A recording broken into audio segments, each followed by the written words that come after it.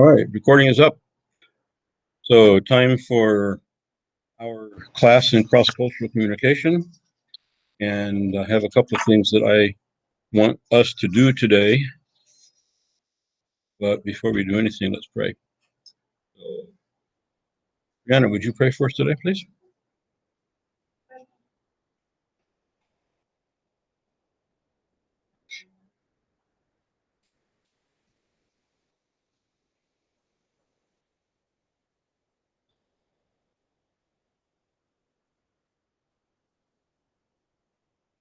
Amen.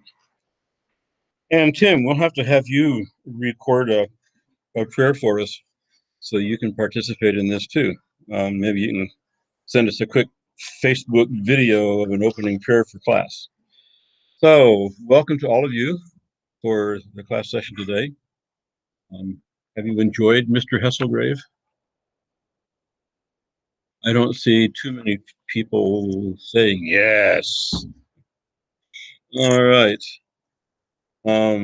If I if I were to teach this class again, I would look for another book that covers the same ground, but not as philosophically or whatever as he does. I mean, he seems to stray, into different areas, and I think maybe talks about some things that are not really necessary. But hopefully we're getting out of his book the things that we need to know that will help us in future days to be the kinds of missionaries and the kinds of people, workers, Christian workers, whatever that he wants us to be. So one of the things that I would really like to do today, because I'm a little bit concerned about the Lingenfelter book. So how many of you are enjoying Lingenfelter? Kind of so. Okay, yeah, that's what I was kind of figuring. So kind of want to go through Mr. Lingenfelter's stuff. I clicked on that without clicking on Present Now, so let me click the Present Now button first, so that we can then go to.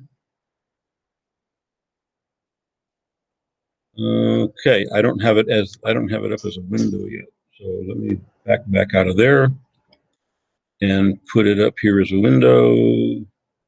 Then see if this works better, and it does. All right. So let's take a look at Mr. Lingenfelter. That's a picture of him, by the way, which happened, not his picture, but apparently a relative, happened to pop up on my Facebook page.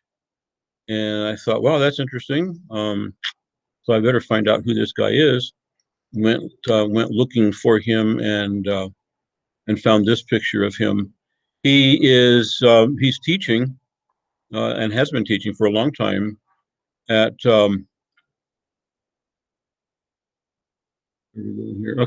at Fuller Seminary, which is a rather liberal school in California. It's a well-known missionary school.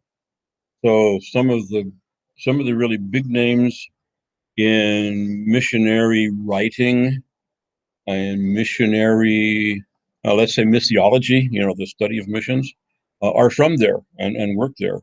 So it's not, even though it's a pretty liberal place, it's not not a school for us to necessarily turn away from or sneeze at. So I guess one thing I'm kind of concerned about is that we make sure in this book that we're catching his big ideas and we're following through on them. And from some of what you've written, I am a little bit afraid that it's not happening. So I just want to do this PowerPoint thing and talk about the book and kind of make sure we're all in the line of the things that he's talking to us about. And of course, the whole topic is leading cross-culturally. So his purpose is to teach us how to lead in cross-cultural situations and with cross-cultural teams. I don't know how many of you will be involved ultimately in missions, I don't know how many of you might ultimately be involved with cross-cultural teams in some ministry, even here in the United States. You know, it could happen. Um, Yesterday, the the world religions class went to that mosque, and a couple of you were, three of you were there. And the lady who spoke to us, talked to us about people from different countries coming in and being part of that congregation. And she's working apparently on a kind of a cross-cultural team. So it can happen in a lot of different places.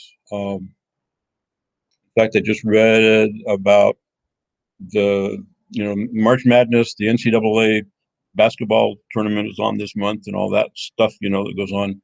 And I was reading on there about how there's a guy from Germany on one team, there's a guy from Nigeria on one team, there's a guy from I forget what other country on one team, and it's like the world is represented in our NCAA basketball, which is so you've got guys on these teams learning to work together, play together, get along together. Um, and in Major League Baseball, you're finding an awful lot of that, especially with players from the Dominican Republic and South America and so on. And today we're going to talk about language. So one of the things that pops into my mind right now is a an American player. I don't remember which team or even who it was, but an American player whose teammates, whose Hispanic teammates, have appreciated very much because he has gone out of his way to learn Spanish and talk to them in their own language. Whereas everybody else, they're looking for somebody to interpret, to talk to their teammate, and whatever. And this guy has learned enough Spanish to be able to talk with them, which makes a major difference. And we're going to talk about that later. So Lingenfelter's thing is to teach us how to lead in cross-cultural situations. So he talks to us about what leading is, and we need to be sure we have this as a basis for our understanding. What is leading to start with? Well, number one, it's building trust within a relational community. And there are two things there. One is trust, the other is relational community. We are together in this. So there's a relationship that we will have a relationship. Okay. But what kind of relationship will we have? Hopefully, it'll be a good one. Hopefully, it'll be a relationship that will allow us to work together. So we build trust within that community. We define a compelling vision. We present something that needs to be done, something that motivates us, something that compels us, something that really gets our attention and really hypes our energies and so on. And then we define that and convey that to this team. Stepping out ahead, leading the way, being the guy out front, not pushing from behind and sitting in the easy chair back home, calling others to follow, and then empowering those who follow. And out of these five, I'm going to say that probably for many of us, the first one and the fifth one might be the most difficult. Defining a compelling vision might also be pretty difficult. Most of us are not visionary, at least I'm not. So defining a compelling vision, here's something that we need to do. I want to call you together with me. Let's work together and get this done because it's important. Okay. A lot of us can't really do that, but whether we can do that or not, at least we can call others to follow us in whatever we're doing. And the empowering part can be the difficult part because how many of us want to give up our power, right? So then we expand this. What is leading cross-culturally? And he gives us an answer to that. It's doing the same things that we just looked at, but with groups of people who come from different cultures. I mean, that was pretty obvious, right? Pretty, very, very profound. So, but when you start talking about building trust within a relational community, and this is a cross-cultural community, and every example that he's given to us through the book has been an example of people working together with one or two or three other cultures.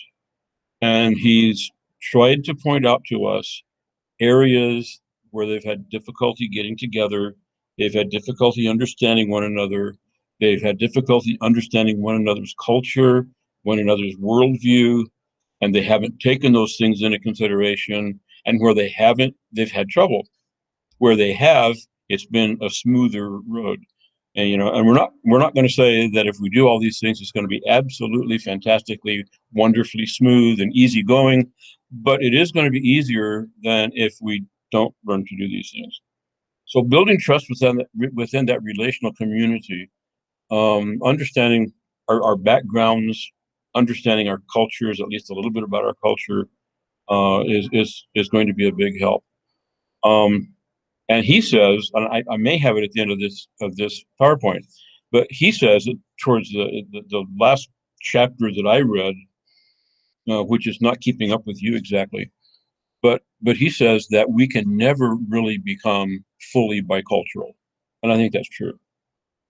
We can learn about that culture, we can immerse ourselves to some degree in that other culture, but I'll never become a Hispanic, I'll never become a Guatemalan. I can get along well in Guatemalan society. I can get along with the language. I can get along with a lot of the customs. There are a lot of things I understand, and so on. Although I've been away from it now for a number of years, but in without being able to do at least some of that, it's going to be difficult. So we're building trust within a cross-cultural relational community, and then we're defining a compelling vision for them. What might be a wonderful vision for us might not be such a great thing for them. We may think, wow, this is the thing we need to do. And they may say, no, that's really not the thing we need to do. A personal example. Years ago in Guatemala, we began to work in our Bible school, began to work with a program called Theological Education by Extension, TEA.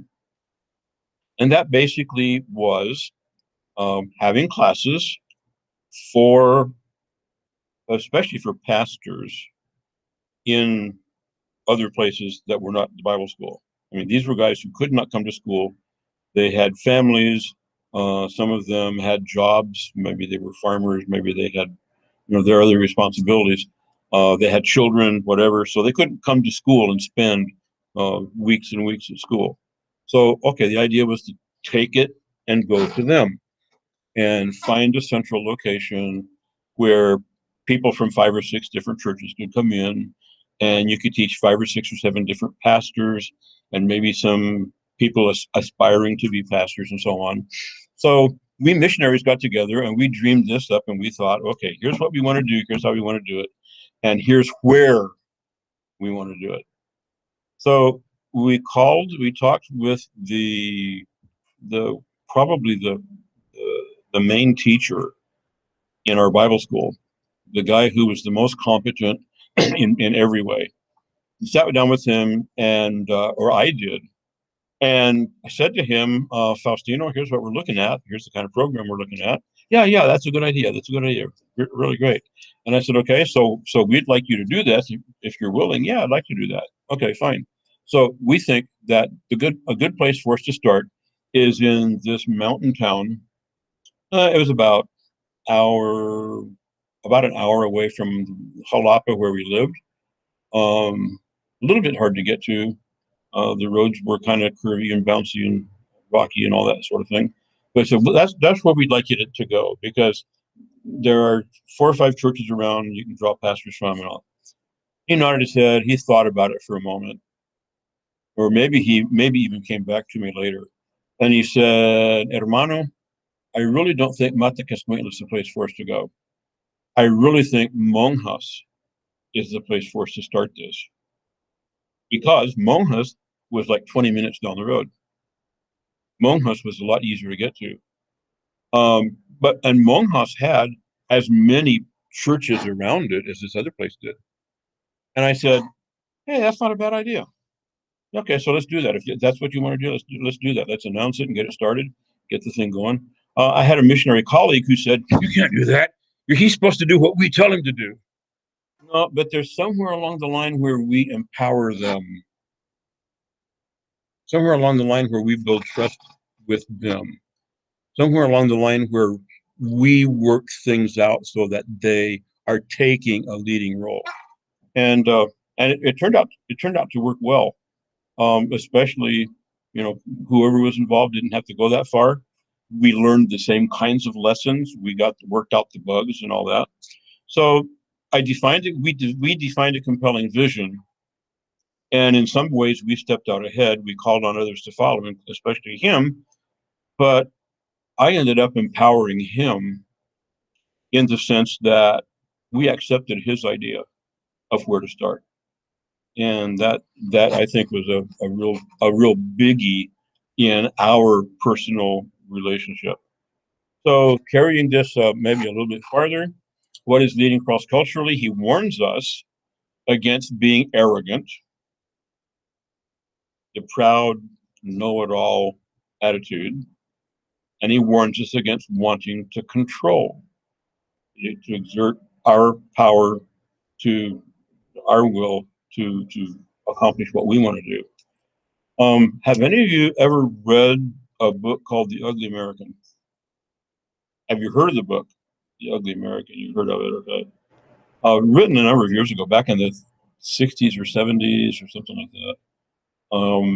The guy wrote it from the perspective of Vietnam and wrote about these arrogant Americans who came in. They always knew the best way to do things. They always had the equipment to do it. They always had the money to accomplish it. They always had everything they needed to, and imposing themselves on the local people, never learning the language, never accommodating themselves to the others, always their way, their way, their way.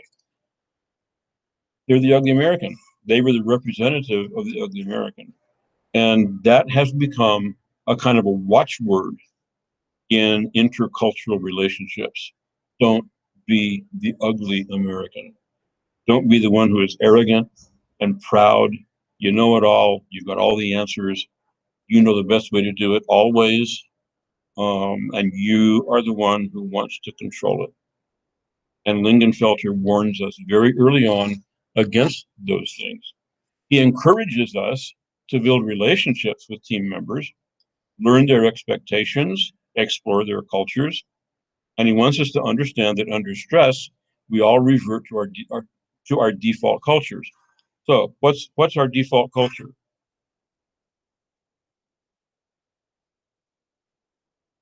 Hmm? The one you're raised in, right? It's your culture. So here you are in this cross-cultural relationship, and you run into a stressful situation, and all of a sudden the pressure is on. You don't have the answers that you want or whatever's going on. What's the automatic thing that you do? You revert to what you have done and seen and heard in the past. How many of us, even at your age, how many of you can look at yourselves or listen to yourselves and see or hear mom or dad in you? Okay, Hannah's smiling. Apparently she can. Yeah. And Brianna can. Dominic, maybe a little bit. You guys? Yeah. I can. I mean, there are a lot of ways I'm not like my dad. My dad would never be behind a desk in front of a computer recording a class like this. He would never do that. But I'll tell you what, my dad had some mannerisms and some things that he did and said that I'm almost a carbon copy in a lot of things. Every once in a while, I come to myself, wow, that's what dad did. Dad always drove with one hand, never had two hands on the wheel, always drove with one hand. And a lot of times he had his hand kind of up here and his forefinger under his nose. And that's just kind of how he did. It just, not even thinking about it. And all of a sudden, every once in a while, I find myself driving down the road and say, man, that's dad. Okay. We revert back. So he wants us to understand that when we're under stress, we revert back. Not only us, but the people that we're working with in those cross-cultural situations will revert back to their culture. So you have a problem, you have a misunderstanding, you have a difficulty, something's going on, and there's a lot of stress going on, and all of a sudden, all those relationships that you've been working on are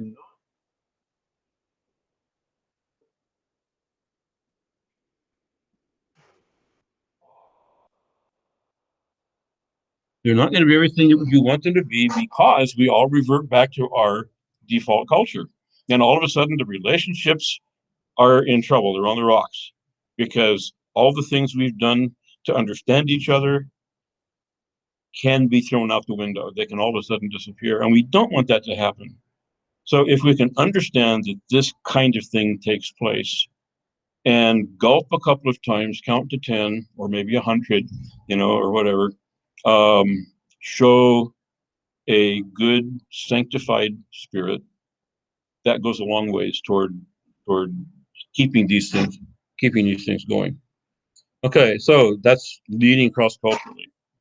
So then he comes to the question in chapter 2 about kingdom vision and kingdom work. And I've bolded this statement. Our compelling vision comes from this. Kingdom work, kingdom vision. What are we doing for God? What are we doing for missions? What are we doing for the church? Not us, not our ideas, not our plans, not our vision, not the vision of that national guy there or that national lady over there. It's what God wants us to do. And so it's a kingdom vision. That's where our compelling vision comes from, what it needs to be based on. So whatever we're talking about, all the stuff we're talking about, even though we're talking a lot about things like culture and relationships and always remember that the bottom line is scripture and God's will. That's always the bottom line. That's always where we start. Even in the cross-cultural communication book, talking a lot about all kinds of aspects of communication, elements of communication. And one of the points that author makes, and I've tried to make, is that in this communication model, the most important element in that communication model is not you, the source, nor is it the message you're trying to give. It's the respondent. It's the person you're going to preach to.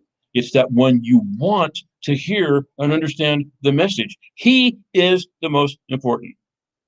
And I think that maybe goes a little bit against our grain because we think God's the most important. Well, in a sense, he is.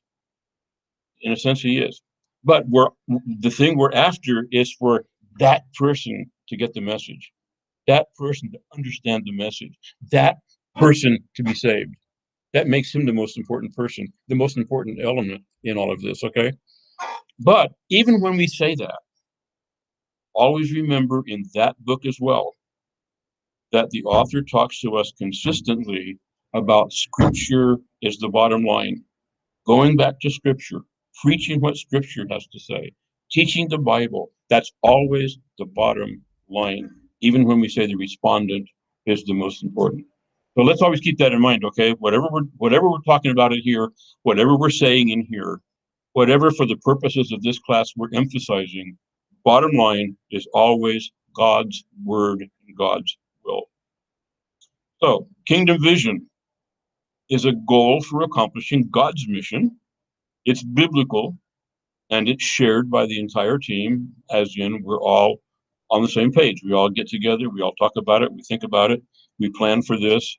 I don't come up with an idea and then come to my group and say, okay, guys, here's what we're going to do. I come to the group and I say, hey, guys, I've got an idea. Let's talk about it. Let's see what God's word says about it. Let's determine among ourselves what the Lord wants us to do. And together we build a plan. Together we build a vision. Together we make some decisions about where to go. And the more we include other people in those processes, the more they will own the plan, the more they will own the vision. Wherever we come and talk to them and tell them what to do, they're not necessarily going to own it. But when it's presented in such a way that they have input, they own it a whole lot more, a whole lot quicker, and they do a whole lot better with it. So that's always important to do, get them on the same page. So what is kingdom work? We think about kingdom work being, it must be preaching, and it must be building churches, and it must be establishing new congregations. And no, he says kingdom work is the loving touch, healing, and the reconciliation. It's good works combined with the good news. That's kingdom. Again, what we're going back to is scripture. What we're going back to is God. What's God's preference for all of us? Is it that we obey the Ten Commandments? Is God's chief aim for us that we know and obey his law? I see somebody kind of tentatively shaking your head no. It's not. Those things are important. Okay, the Ten Commandments are there. They're not to be sneezed at. They're not to be ignored. But God's chief desire for us is a heart relationship with him. And Paul tells us, for example, in one of the Corinthian letters, the letter of the law killeth, but the spirit giveth life. So there's more to this than just building structures and whatever. It's that loving touch, that healing, the grace, the mercy, the love, the relationship building, and so on. All of that going along with preaching the good news and telling people about the gospel. So when he talks about that, about kingdom work, that's what he's talking about. Okay, so kingdom values also always take priority. So whenever we have a team, whenever we're working together, Lincoln Shelter is placing placing our relationships with our team members as top priority, at least a top priority. Okay, it's not what the team can accomplish. It's not how much the team can do. It's not how successful the team will be. Those are important. But the top priority is the relationship we have as team members. And there's a reason for that. Because if we don't have a top priority, or if we don't have a good relationship, we're not going to get it done. But the better relationship we have, the more we work together, the better we work together, the more we're able to accomplish. So making the relationship the top priority is really the road to having success and getting more done. So kingdom values are always top priority. So in order to do that, in order to achieve those relationships, he wants us to do our best to learn differences in cultural priorities. So we've talked about task versus relationship. And remember early in the class, we did that basic values questionnaire thing. And you all kind of determined, if you didn't already know, whether relationships were more important to you than getting the job done, or if getting the job done was more important than relationships. But from one culture to another, you're going to find differences. And in cultures like Latin America or like the South Sea Islands where he worked, those relationships are so important, more than almost anything else. Those of you, I guess, you three guys were with me last semester in the Doctrine and Practice Missions class, Red Bruchko, in the Motononi Miracle. How much would Bruce have gotten done if he had not taken the time to build relationships? Nothing. Yeah, I mean, what would they have done to him? They'd have killed him and thrown him in a river, right? I mean, that was what they did with everybody. So, you know, we have to learn how to build relationships. And we have to learn how to work together. And we have to learn how to be tolerant. And we have to learn how to And for whatever reason, God's intervention, I'm sure, they didn't do that. And he was able to build relationships. Okay. So for those who have read, have the other two, have you read Bruchko or Bruce Olson or For This Cross I'll Kill You? Or, okay. Bruce Olson was a missionary, a young guy, raised in the Lutheran Church in Minnesota, I believe. Um, very, very liberal church, very liturgical church, very formal. Never really heard anything about salvation until he was like in his late teens or something like that. And a friend of his invited him to a different church. He went, he heard the gospel, he believed, and God changed him. So coming out of that, God led him to Venezuela, where he became a missionary to a tribe of Indians called Motilone. And this was a vicious tribe of people. Whenever he talked to people about, I want to go meet them and work with them, is, oh no, you don't want to go there because they kill everybody that even comes close to them, and they almost killed him. Okay? Again, God's intervention was there, because if it hadn't been for God's intervention, he would never have gotten in. But once he was there, he built relationships. He didn't start preaching the gospel to them the very next day.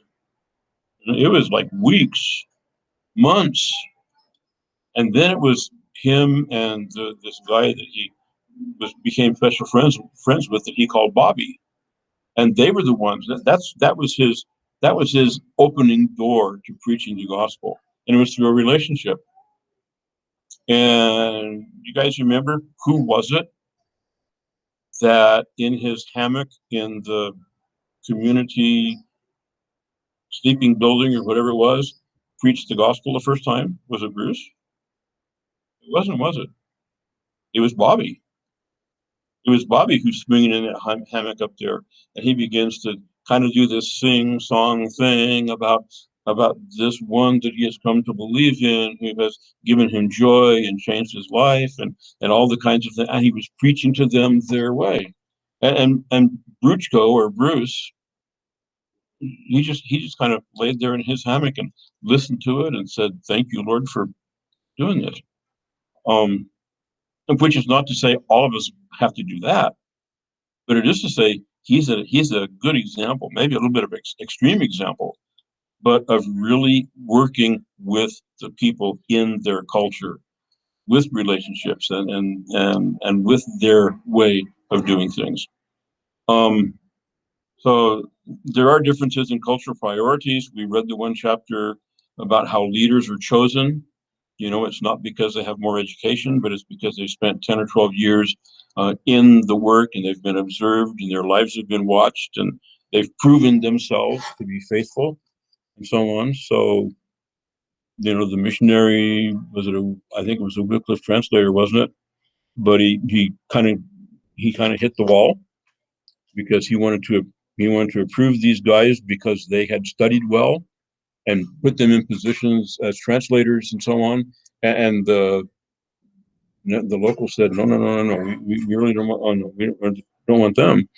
And then so this guy Lingenfelter comes along, sits down with the missionaries and with a missionary and with the local leader, and he discovers that they choose leaders not because of their education, not because of their knowledge, not because of their ability, but because over a span of time they've proven themselves. So learning those kinds of cultural priorities can be a major help. Learning differences in cultural values, work values versus social values. So, you know, we value reliability and commitment and punctuality, getting the job done, reaching the goal, etc. They value generosity and love and grace and cooperation and getting along together. You know, is it wrong for us to yield to them, at least to some degree, and get those kinds of things into our relationships and into our work habits? Because ultimately those things will help us get the job done. Okay. And then he tells us to learn how to express priorities and values from all the team members, or pull the team members together, talk about these kinds of things, and say, okay, in order for your culture to be represented, your ideas, your priorities, here are some things that we can do, or what do you think we can do to have some representation of all of these on the team. So it comes into chapter 4 with an example of the need for learning cultural priorities. And this is where that Alcan translation project comes in. Missionaries needed to learn how the Alcan people chose leaders. Trust was broken because the missionary picked translators according to his cultural standards. In other words, he picked leaders that were smart, that were educated, that made good grades in school, or whatever. That was his standard. It wasn't theirs. So he ran into a brick wall, and that trust that we need to build on in a team was lost because he insisted on his own cultural way. Actually, hadn't even stopped to learn uh, the way the Alcan people chose their leaders. So again, being careful to take them into consideration, learn their values, learn their priorities. Not that we're going to live by them the rest of our lives, but because we're going to cooperate together to accomplish God's this kingdom work that we're doing. So, do you think the Alcan people maybe perceived arrogance on the part of the missionary? You think maybe they thought he um, was trying to exert control? I mean, put yourself in their place. You're the Alcan. You're the Alcan pastoral leader, and here's the way that you are accustomed to choosing leaders. This guy comes in and says, "We're going to have him and him and him and him," and you say, "But wait a minute. We don't think that those guys are the ones to do it." And no, those are okay. How would that come across to you? Hmm? Arrogance, right? Yeah, I'm here. I'm in control. I'm going to tell you what to do, and I'm going to tell you how to do it. I mean, that's the very thing he warned us about in the beginning of the book.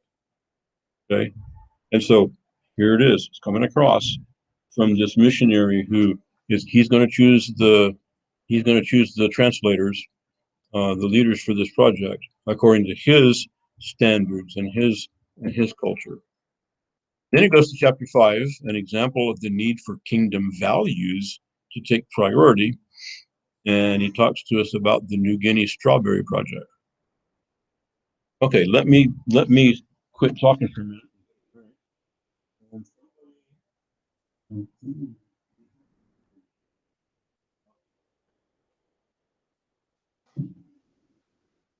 What was this strawberry project all about? Remember.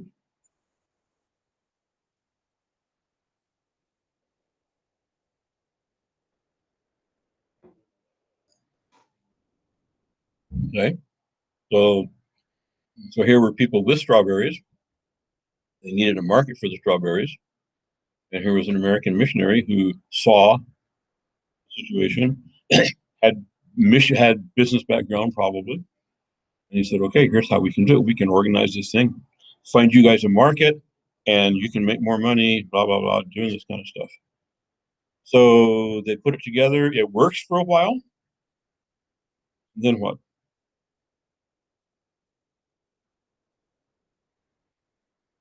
Where did he go? Why wasn't he there? He went home on furlough. So he's home on furlough for a year. And while he's gone on furlough for a year, the whole thing crashes. Okay. Why did it crash? What brought it down?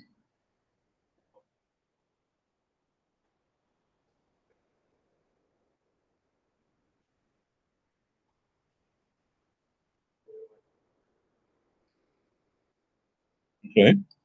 So in their culture, deception was not confronted, kind of allowed it to go by the wayside. Dishonesty was not confronted, so it was allowed to go by the wayside. Just those little things. And so here's a guy who needs some extra money to send his kid to school. So he packs an extra few boxes of strawberries and puts some bad strawberries in the bottom, right? And then people buy the boxes of strawberries and they come back and say, hey, you sold us bad strawberries. So what does that do to the market? Doesn't help them any, does it? So the missionary comes back and it's like, hey, the market's been destroyed because people don't want our strawberries anymore, blah, blah, blah. Okay. So what was the failure in this project? Was it the business model that they had? Good business model, wasn't it? Was it the cooperation of the people in growing strawberries and boxing them up and sending them to market? That wasn't the failure. Where was the failure? Was it a business failure, moral failure, an ethical failure?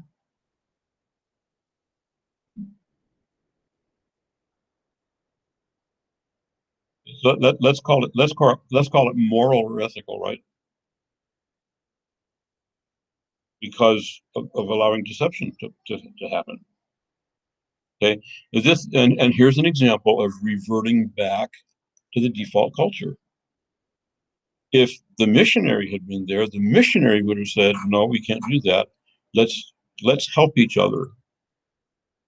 Okay, so like he goes on and points out in I think that chapter and maybe the one that follows, what if these people, what if this guy had gone to his friends and said, I really need an extra $30 to send my child to school.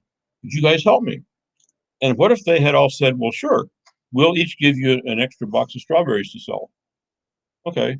So they could have gone and sold the strawberries. Uh, they would have helped him. That would have helped their relationship. He would have sold extra strawberries. He would have had extra money to send his child to school. And everybody would have still been happy with the strawberries.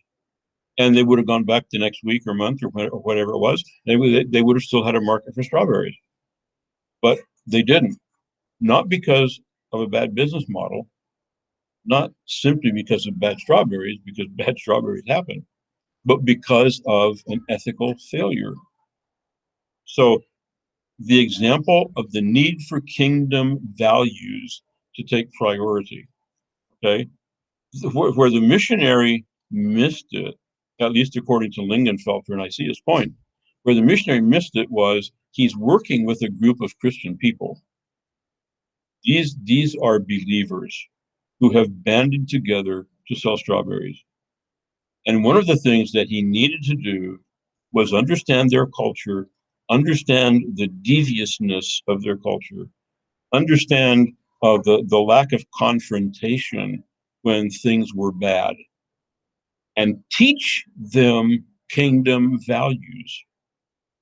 So, what are some kingdom values? How about honesty? How about helping one another? Love and mercy and all that sort of thing. How about sharing? I mean, if they had imbibed those values as Christians, because that's what they were, at least in name, if they had imbibed those values, and if they would have said to this guy, "Hey, yeah, we'll each give you an extra box of strawberries, and you can sell them and have the money that you need," and I think it's the next chapter over where he has this model, this chart that he has.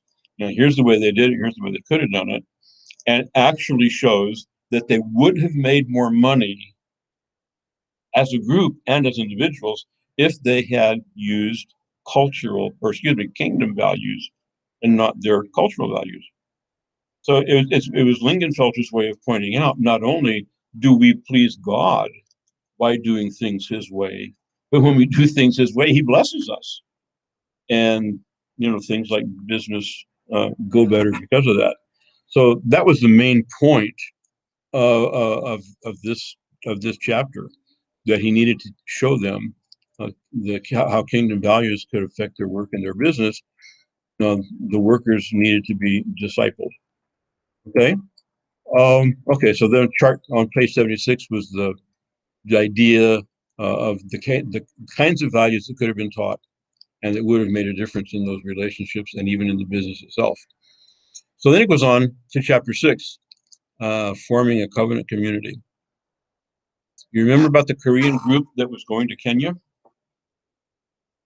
Did they prepare to go to Kenya?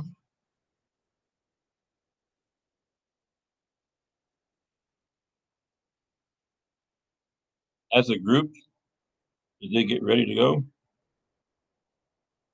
Okay, I see heads going this way. In a sense, they did, remember? Because they got together and they listened to preaching and they prayed. Well, that's part of preparation. Not a thing in the world wrong with that. In fact, that's good. Because if you're going to go to a foreign country, and especially to certain parts of the world, you need some reinforcement in prayer. And if you're going to teach people, you need that foundation in Scripture. But what they didn't do was what? How did they not prepare? Okay. They didn't talk about culture, did they? They didn't discuss what the Kenyan people were like. They didn't talk about what their culture was like and what their worldview was and all this sort of thing. So when they got there, maybe spiritually they were prepared, but mentally, relationally, socially, they weren't because they didn't have a clue about what these people were like. So forming a covenant community, he wants us to know, is more than just the worship part. It begins with worship, and he emphasizes that. You don't have a covenant community without worship. In fact, let's take that phrase, covenant community, and call it Christian community. That's basically what it is. He's just given it this particular name because we're making a covenant among ourselves. But it begins with worship. Our common denominator, the thing that brings us together, is our trust in God, our relationship with God, our worship to God, and our belief in Him. And without that, we don't have a foundation to work on. But we also need cultural training, and these people didn't get it. So when they got to Kenya, they weren't prepared to work and really serve well there. So let me just say that I look back on my own life, my own career, if you will. And one of the things that I have to say is that number one, I did not get much in the way of cultural training. I was advised to read certain books, and I did talk to certain missionaries. So I had some pretty decent ideas going in, but it wasn't like they put me through a course in cultural training for Guatemala or Central America. It was like, okay, read this book and here's that. Okay, and that helped. But I've looked back any number of times and wished that I had had better preparation culturally to go and do what I was doing. So, so just let me say this, that at a place like God's Bible School, where if you're in the ministerial department, you probably have to do a few weeks of internship with a pastor, go to a church and you sit under his ministry and you work with him and attend board meetings with him and go calling with him and all those kinds of things. That's good because it helps you see what it's all about, helps you see about relating to other people. If you're in the music department, there may be some, I don't know if there is an internship to go to a church or a school or someplace. And in fact, I'm sure there is. We have a young lady at our church right now. I think she's from here. And she's the one that's directing the Easter program that's going to happen on Thursday evening. So, she's doing an internship. And those are good. There are missionary internships. They may not be internships to the field that you would go to, but just going to a foreign field and observing cultural differences and seeing how the missionary reacts and adapts to those differences and how he works with those differences to accomplish a goal is worthwhile in itself. It's valuable. So this team from Korea, the Korean group, really needed to do something like that, and they didn't. So a covenant community is a Christian group that's working together toward a common goal, needs both worship and cultural training in order to work well. So I mean, these are some of the main ideas that he has for us. All these stories that he's telling are illustrating these main points we're talking about. Okay, I've just been afraid that we're missing the main points. We're reading the stories, and maybe in some cases, even reading into the stories some things that he's not intending to say. Okay. Um, he's not intending, for example, to say that the missionary working in situation X should have won them to the Lord or should have preached the gospel to them. No, that's not part of it, because he's working with people who already are believers. At least they're professing believers. Now, they might need to be discipled, they might need to be taught better, but they're in a place where they've trusted Christ as their Savior. And so he's not telling us how to win people to Christ. He's telling us how to put together a team and work together so that we can accomplish more for the Lord. Okay? So goes on to chapter 7, trustworthy leadership, and the two guys from Thailand. So Tim, you can weigh in on this one. Maybe send us an email and let you know what you think about this particular chapter.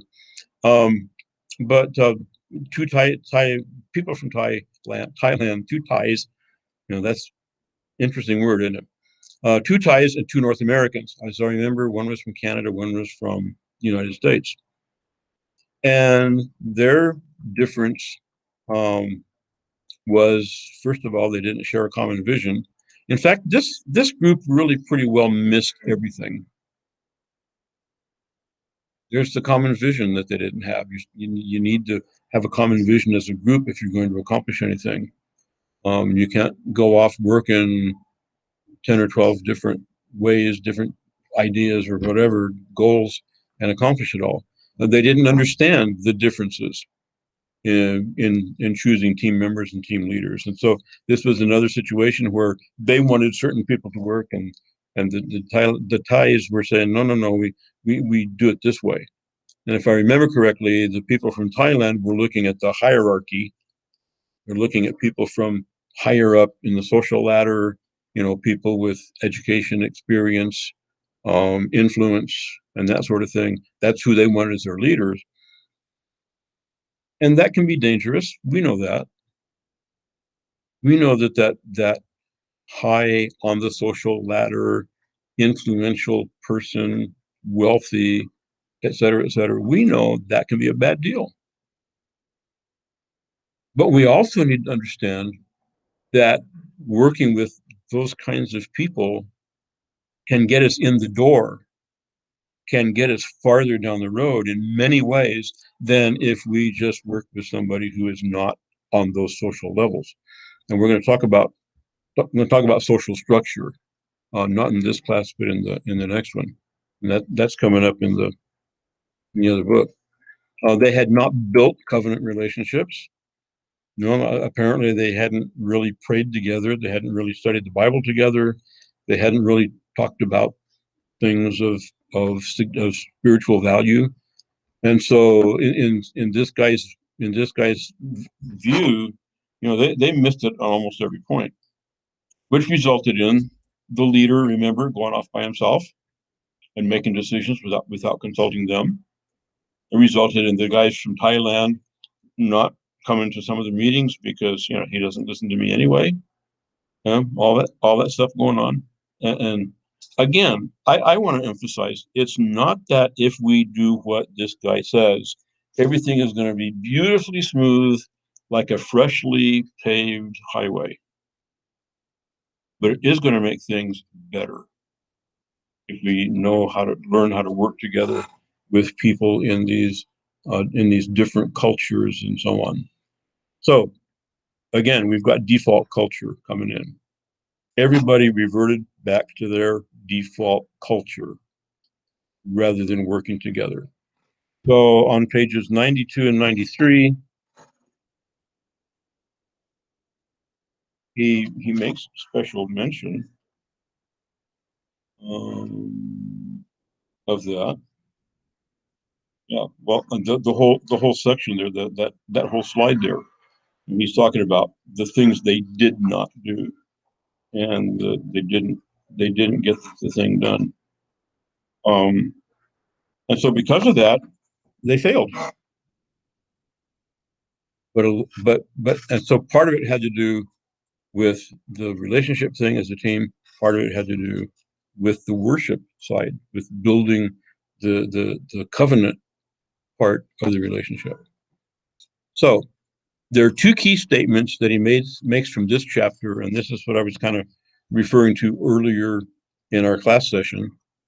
One of them is a covenant community includes both accountability and a focus on the task.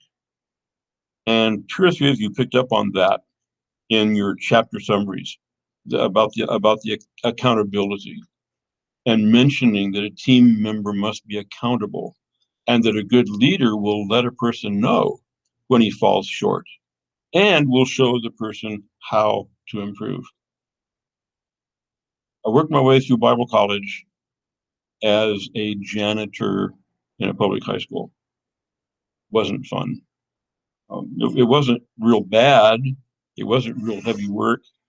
So I could put in my 8.5 hours after class, go home, study, get up the next day and go to school. It wasn't bad, but there were some things about it that weren't good. And one of the things that was not good was that after the end of my first year, the boss called me in and said, "We're not renewing your contract for this coming year." Everybody else had gotten their contracts. Mine hadn't come through yet. And maybe I had gone to him. And I think I went to him a couple of times. Well, it's probably coming. It's probably coming. But finally, he said, "No, we're not going to renew your contract for the coming year." Why not? Well, because you're not really doing the job. You're not really doing things that need to be done for the classrooms and the bathrooms to be clean, and teachers are complaining. Well, that was news to me. Nobody ever told me that a teacher had complained. And the teachers didn't complain to the janitors, they complained to somebody higher up. Nobody told me. No, you mean nobody told you that Mrs. So and so in building 2 was complaining? No, nobody told me that she was. Nobody told me none of that. Okay, well, did anybody show you how to clean bathrooms and stuff? No. They just said, "Hey, that's your building and that's your building, and got a pair of bathrooms between the 2 buildings, and so that's what you're supposed to clean. Go to it." Okay. And I look back on that and say it wasn't very fair. I mean, they put you into a job. They don't show you how to do the job. They don't tell you that there have been complaints because you're not getting the job done, and then they're going to fire you. Is that fair? Not really, is it? Fortunately, they had mercy on me. When I told them, no, nobody's showed me what to do, nobody's told me how to do it, nobody's told me about complaints, they said, "Well, okay, we'll renew the contract." So 2 things happened. One of them was I prayed, "Lord, show me how to do this job." God knows how to do janitor's work. God knows a lot of things, and God can show us a lot of stuff. And God began to show me some things, some ways that I could improve. But there was an older guy who was not the night foreman or supervisor, but he came around and he showed me some tricks of the trade that made a big difference. And the turnaround was such that about 2 years later, when the night supervisor retired, they made me the supervisor in his place over guys who had been there like 15, 16 years. And they became very disgruntled because of it. And I understood that they should never have done that. But the thing is, a good leader would say, you're not getting this job done. Here's how to do it better. And that's one of the things that he makes sure that we know. Another one is we can never fully identify with other cultures, but we can relinquish those aspects of our values and culture that cause pain, and we can take on those aspects of their culture and values that create mutual trust and commitment. I will never completely be a Guatemalan. I for sure will never completely be a Dominican. But I can learn enough about their cultures, about their values, and recognize their preferences and adapt myself to them to the degree that we can work together and we can have friendships. And I have friends from the Dominican Republic, from Guatemala, from Honduras, even from Bolivia, where I've only visited a few times. but we can have the kind of intercultural relationship that allows us to work together and build relationships with one another that help us to accomplish our task. So as you read the rest of the book, keep these things in mind. These main ideas. I will email you these PowerPoint slides in color and black and white. So whichever way you want to, if you want to print them, you can print them in black and white without great cost. If you don't want to print them, that's fine. But there they are to be able to use. And just as a fair warning, that what we've talked about today and these parts of the Lingenfelter book come up through chapter 7 could be part of the next quiz. Okay. That's called fair advertising or something like that. Any questions or comments about the book, about the ideas we've talked about? No? I mean, has he been especially difficult to read, or is it just that he's kind of a sideline or whatever else we're doing?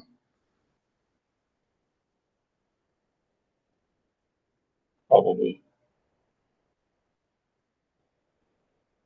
I wouldn't say they're not relevant, but yeah, they're dated.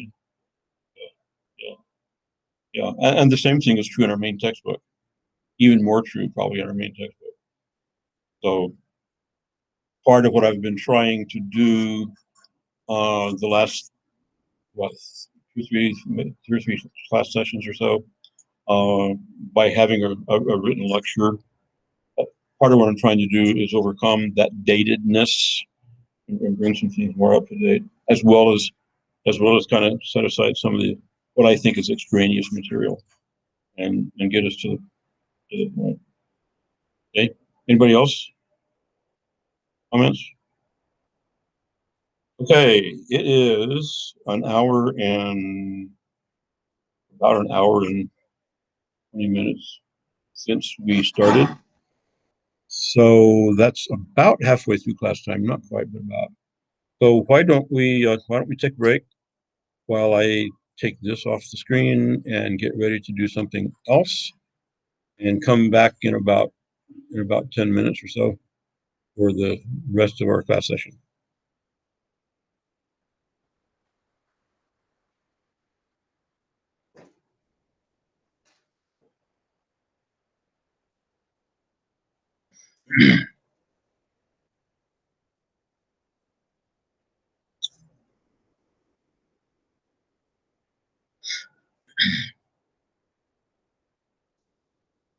So, Mr. Timothy, how are you doing in Thailand? I hope you're doing well. I hope your ministry is going well. Hope that your relationship with high people is doing well. Hope that even though, as one of the students here mentioned, some of the examples and things that we have in both of the books that we're using in this class are somewhat dated. And I've been, especially with the textbook, trying to kind of update some things and make some things maybe a little more relevant. But I think when it's all said and done, even though the examples are dated, I think the principles are they're timeless. At least they're good for a long time. So I hope you're getting something out of the class. I hope it's beneficial to you in the work that you're actually already doing. I mean, these people are sitting here, maybe looking at missionary career, maybe not. I don't know. But you're there, so I'm sure that in a very real way, that like me, you probably have a greater appreciation for these things that we're studying than others do. So enough of that. I'm going to pass out these papers to the others, so they'll have them on their desk when they come back in. And I emailed you the lecture earlier today, so hopefully you have that to be able to follow as we do the rest of the class today. Okay. So God bless you, and help you in your ministry. Make it a fruitful ministry. Make it a satisfying ministry, and might you see some people come to the Lord because of what you do there. And I know you said you're working largely with children, but hopefully working with children is a way of reaching the hearts of their parents and their grandparents and their friends. And hopefully that builds into the kind of ministry that wins other people besides just kids.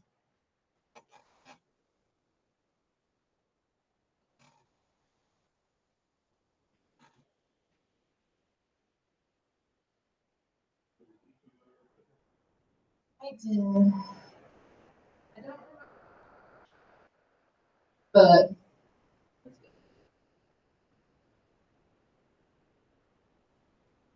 I really don't know.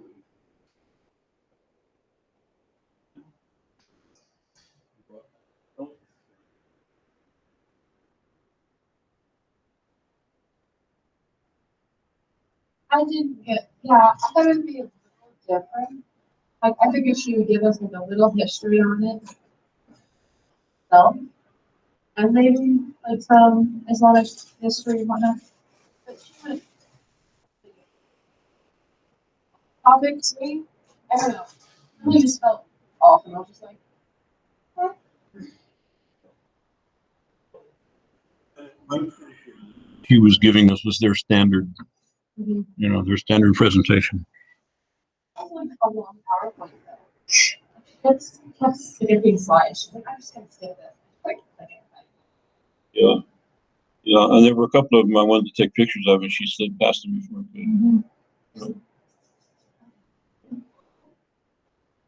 And the pointers jumping all over the screen. It was Oh like, yeah, all oh, back. which one are you talking about? Comment. Yeah, but by and large, it was pretty good. And if I caught her correctly, she was a stand-in for somebody else. I think there was somebody else who normally did that, and she was taking that person's place. So,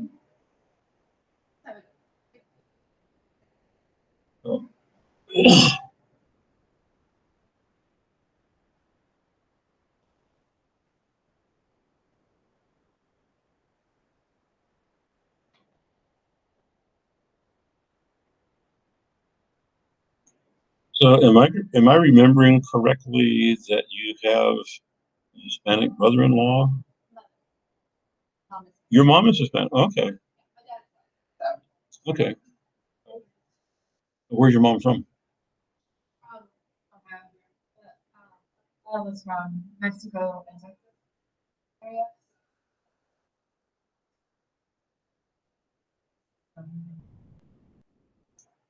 Okay.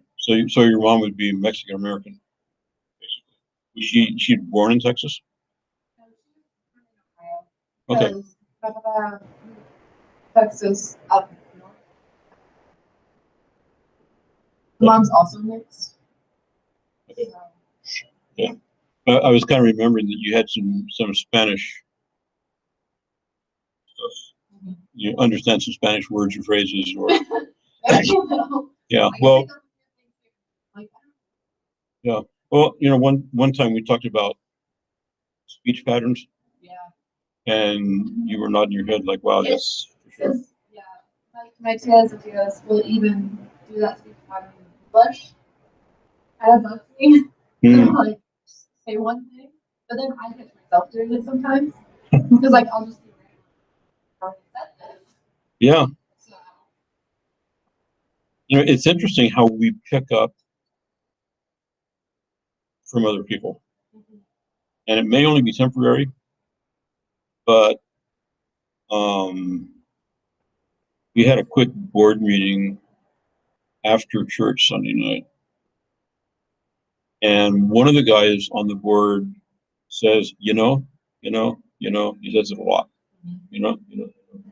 So going home after the board meeting, and I'm telling my wife some things in the board meeting, I could tell her, you know, you know, you know. And I said, I don't know how many times I said it. And I said to myself, I picked it up from him just 10 minutes ago. yeah. So then you realize that you try to break it, and then it happens again.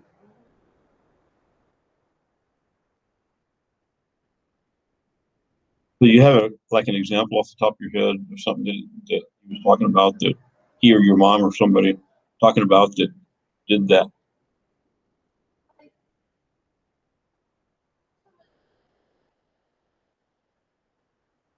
When you're telling me stuff about my dog, I don't feel good.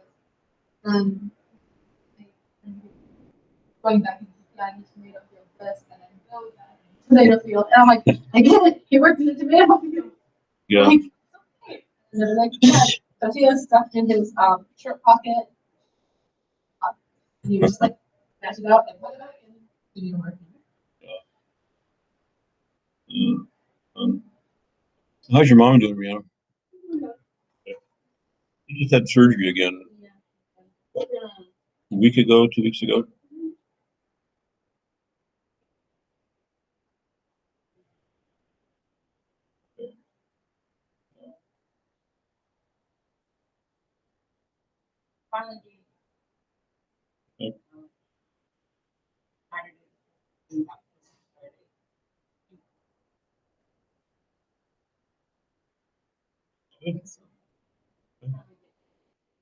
Okay.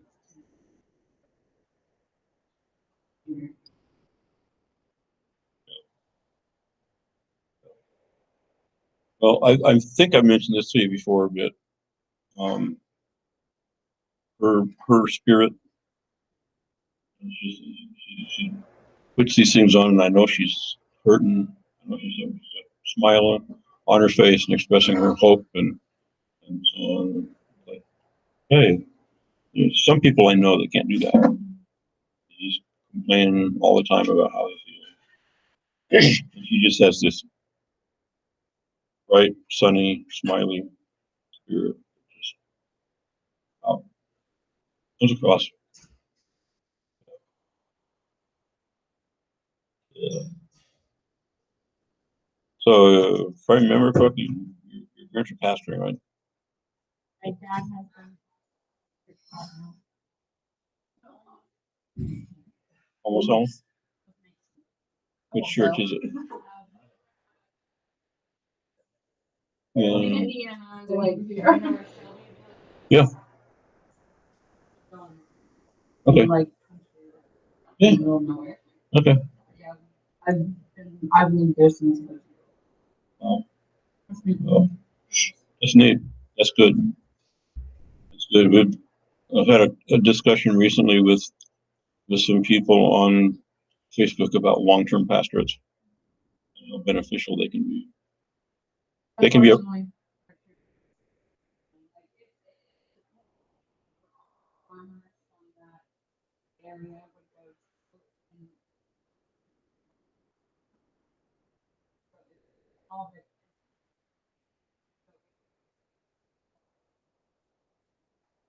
Oh. So what happens to the farms? So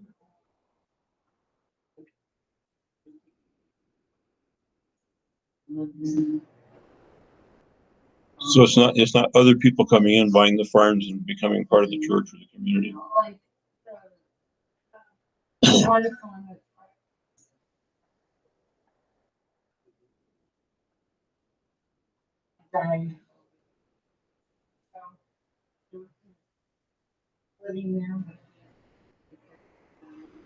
Yeah. Yeah. Yeah. When the owner died, he would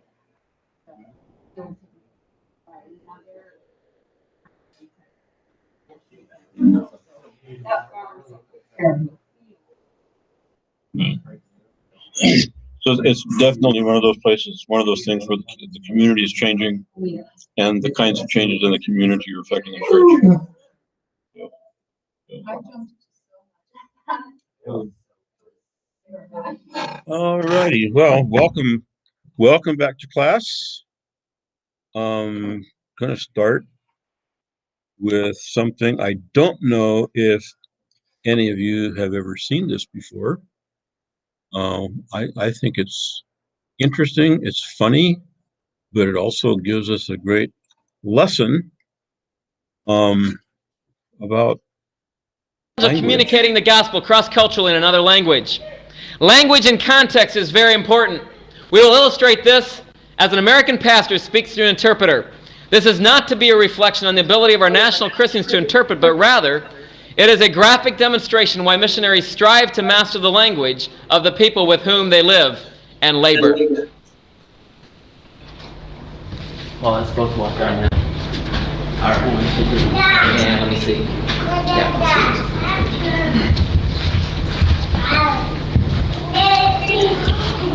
Today we have a great pastor from America come to speak to us. His name is Pastor Luke. I'm very pleased for the opportunity to interpret for this brother since he does not speak our language. Thank you, brother. Thank you. I'm very happy to be here with you tonight, and I'd like to say thank you for the dinner. He says thank you for the dinner. I must admit I have some butterflies in my stomach. What did you say? I said I have some butterflies in my stomach. It seems our guest has taken some fries into his stomach. But I really liked the food. It was good. It was really great. Thank you. You liked the fries? I liked the food. It was very good. Very good. Well, he liked the fries. And I want you to know that I'm tickled pink tonight that you have invited me here to share with you. It seems now that our guest has developed a rash and has been scratching himself so much that he has turned pink in places. I'm especially ecstatic about the topic that you've asked me to address. Our guest has a great deal of elastic in his dress. That topic, my friends, is how to get our people involved in spiritual ministries. He's going to tell us how to get involved in ministering to the spirits. You see, there are too many people running around here like chickens with their heads cut off. What? What are they doing? They're running around like chickens with their heads cut off. In this man's country, there must be terrible persecution. They're just killing people by cutting their heads off. Then they just run around for a while. I don't know why. Their testimony is not worth a hill of beans. Their testimony is not worth a mountain of vegetables. I tell you, friends, it's time to get on the ball for Jesus. It's time to play sports for Jesus. Part of the problem is you who are pastors. Part of the problem is you pastors. You're always jumping the gun. Really? You, what are they doing? Jumping the gun. Jumping the gun, you know? Oh, yes. You're putting a gun on the ground and then you're jumping up and down on it. You're always shooting off at your mouth. Doing what? Shooting off at your mouth. Well, then you're taking the gun and shoot your lips off. I don't know why. And then when you've just... Many times there's a problem with just being lackadaisical. Many times there's a problem with laxatives. You must give them a reason to be glued to their seats. Glued? Glued to their seats. Glued to their seats. Okay, friends, listen very carefully. When people come to your church, you just put something sticky on the seat when they sit down and they can't get back up. I know how it is getting ready for church. I know how it is to prepare for church. It's late Sunday morning. It's late Sunday morning. The kids are in the yard as filthy as pigs. Kids? Yeah, you got kids too. Oh, yeah. They have some baby goats in the yard and they begin to look like pigs. Then you bring them into the house. You bring them into the house? Yeah, you bring them into the house and put them in the bathtub. You do? He puts the baby goats in the bathtub. And then you begin to peel the mud off of them. Ooh, then you begin to scrape the mud off of them. In the meantime, your wife, she's in there busy making up her face. What is she doing? She's making up her face. Oh, yes, your wife is making a face happy for Jesus. You step outside and it's raining cats and dogs. Yeah, you step outside and small animals begin to fall from the sky. And about that time, your wife's hairdo hits her face. What hits her face? Her hairdo, it hits her face. Hairdo. Hairdo. Hairdo. Yes. Oh, yes. Oh, yes. His wife is hit in the face with one of the animals falling from the sky. It's enough to make your head spin. The blow makes her head rotate. In fact, it's enough to make you go bananas. I'm not sure why, but tropical fruit is coming in here somewhere. Well, you finally get to church. Thank God. And by the time you get there, you're not even thinking about God. No, by the time you get to this man's church, you don't even think about God. You're mad at your wife and your kids. You become insane with your wife and these baby goats. You are so upset that you begin to chew your wife out. Well, you've become so angry at your wife that you begin to bite her. People are just sitting like bumps on a log. People are just sitting like brown spots on wood. Your wife is trying to smile. Your wife is trying to grin. But everybody can tell you've just chewed her out. Everyone can see you have bitten her. The blood must still be running down. Oh my, I see the clock is flying and I must rush to a conclusion. Seems that this man has had a vision of flying clocks giving people concussions. What you need to do is get into your closet and prayer. Closet? You mean the water closet? Closet, you know, any kind of closet. Yes. What you need to do is go into the bathroom and pray. You need to go to the altar and grab a hold of the horns. There are horns there? Yeah, you know, the horns of the altar. Pray. Do you remember those baby goats? Well, they all have horns now. You must grab hold of the horns. I don't know why. We need pastors who have enough guts to fast and pray the house down. We need pastors with big guts who can fast and pray till the house burns on fire. Now, if you will only follow my words. Now, if you talk just like I do. The power of the Spirit will sweep over you. God will hit you with a broom. Every word I preach is in the Bible. This man thinks that the thing he says are really in the Bible. I hope someday you can come to my church and bless us the way we have been able to come and share with you. I hope, my friends, that someday one of us will go to his church and straighten out this poor man's theology. I want to thank you for the opportunity that I've had to come here and share these special insights with you. Thank you very much. Although we know this pastor from America is very crazy, let's all give him a round of applause so he doesn't feel so stupid.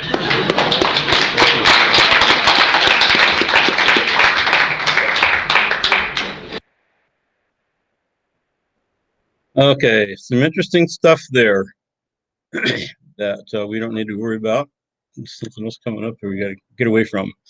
Okay, several things about that video that are not too realistic. For example, you might have noticed the preacher is feeding him a bunch of sayings, you know, typical things that we say sometimes, but we don't feel our speech with them.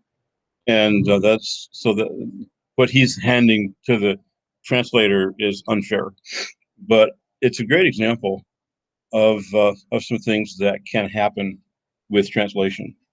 And if you've ever been in a situation where you've heard somebody in one language and somebody trying to interpret it, and if you know both languages, it can really be interesting sometimes, funny sometimes. I read on Facebook, I read Google translations of what somebody writes in Spanish, and sometimes it's hilarious. You just have to laugh at it. Sometimes it's almost sad. I mean, you think, man, if people really take that for what this person said, it could be tragic. So it's not a fun thing.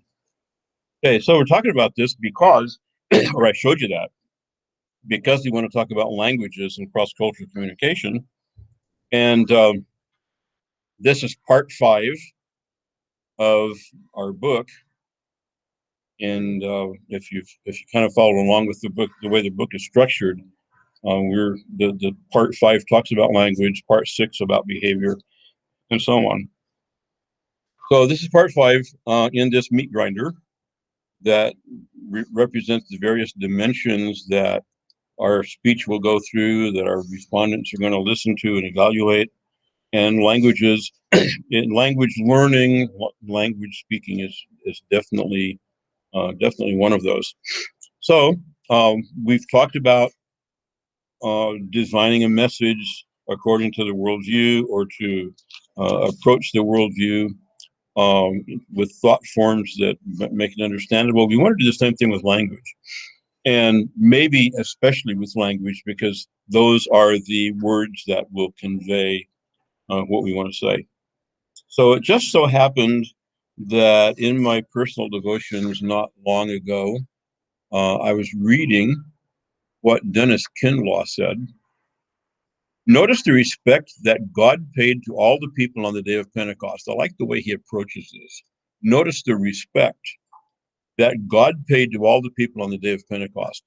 He did not say to the Parthian, now I know you don't understand Aramaic very well, but the gospel is in Aramaic, so if you will listen closely, you'll probably understand it. Instead, a man stood up and spoke, that would be Peter, and suddenly the Parthian came roaring out of the crowd saying, wait a minute, this is for me. And then Kinlaw says, God declares that every person deserves the chance to hear the message in his or her own tongue, with the familiar idioms, overtones, and connotations.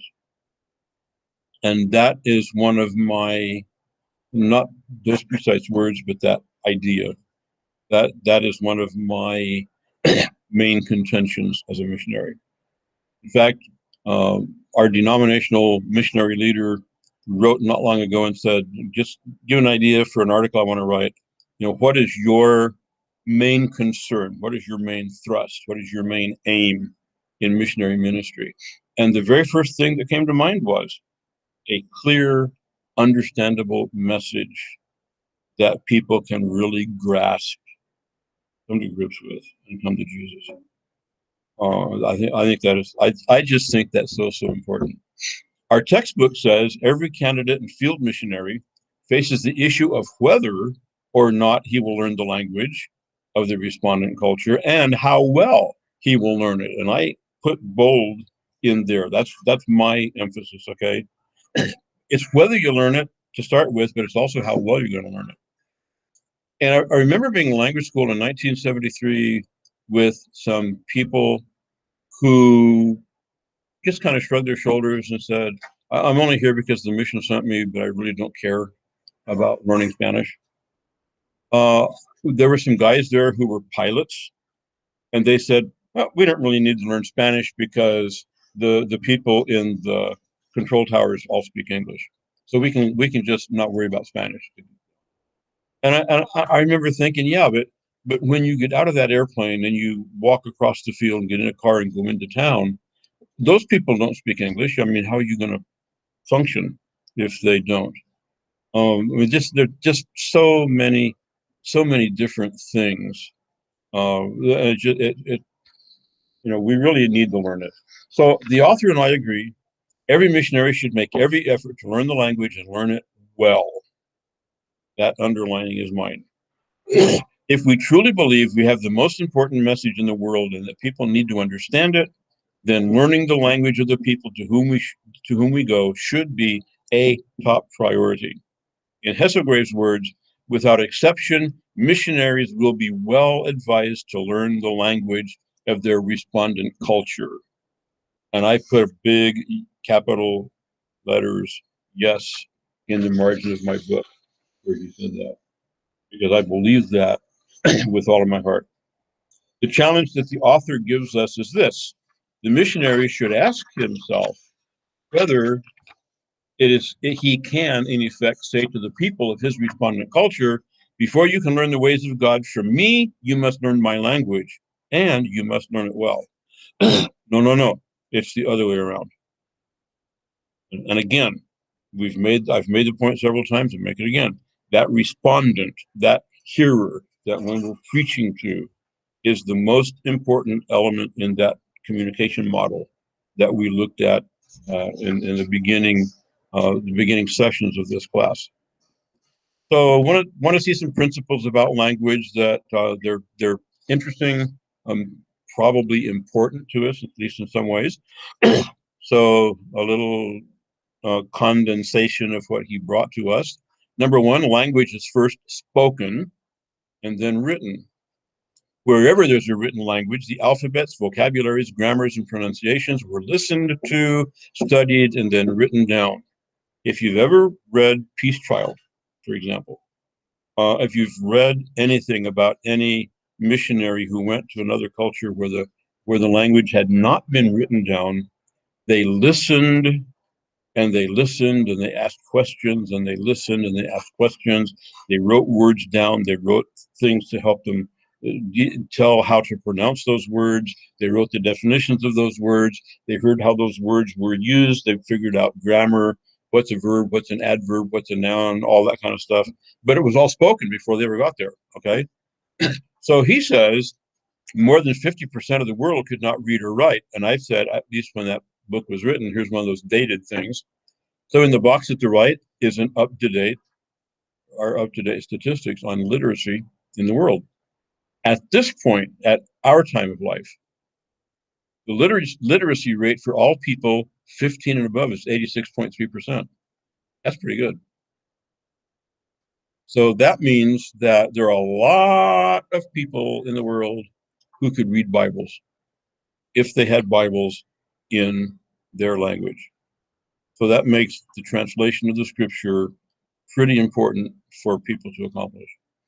You read down through there and see some of the breakdowns. It's males 90%, females 82.7%, and then go down into kind of a breakdown among people. But the idea is that language is first spoken and then written.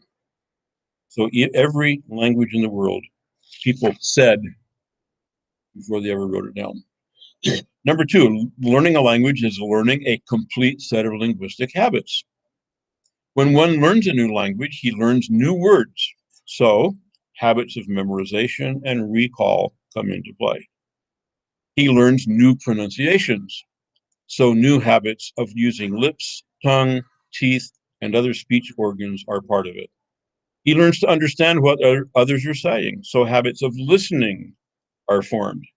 When a person becomes adept at a second or third language, he has formed new habits of hearing, speaking, reading, and writing that he did not have before. And a person who really begins to become fluent in a language is a person who can hear it and say it and go back into English and then into that language again, almost without trying, because you've learned new habits, okay? So language learning isn't just a matter of memorizing a list of words.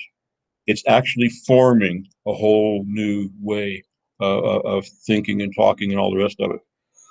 And I remember in language school going through phonetics class and trying to learn how to pronounce in the Spanish words, with the way you're supposed to say them, And how many times they told me how to put my tongue right behind my teeth in order to say because you don't say the L sound in the same way you do in English, and so had to be right behind your teeth. And I don't know how many times I had to do it before the teacher was satisfied. I remember there's that double R in Spanish, the R. You've got an R, single R, a double R. The single R is R, the double R is R. So you got to be able to roll your tongue a little bit. I couldn't in those days. So there's the word for railroad is ferrocarril, Ferrocarril. So you got two double R's, ferrocarril. And I tried and tried. Said ferrocarril, ferrocarril, ferrocarril. And finally, the professor looked at me and said, "When you were a kid, did you play cars?" And I said, "Yes, I did." And he said, "When you played cars, didn't you go?"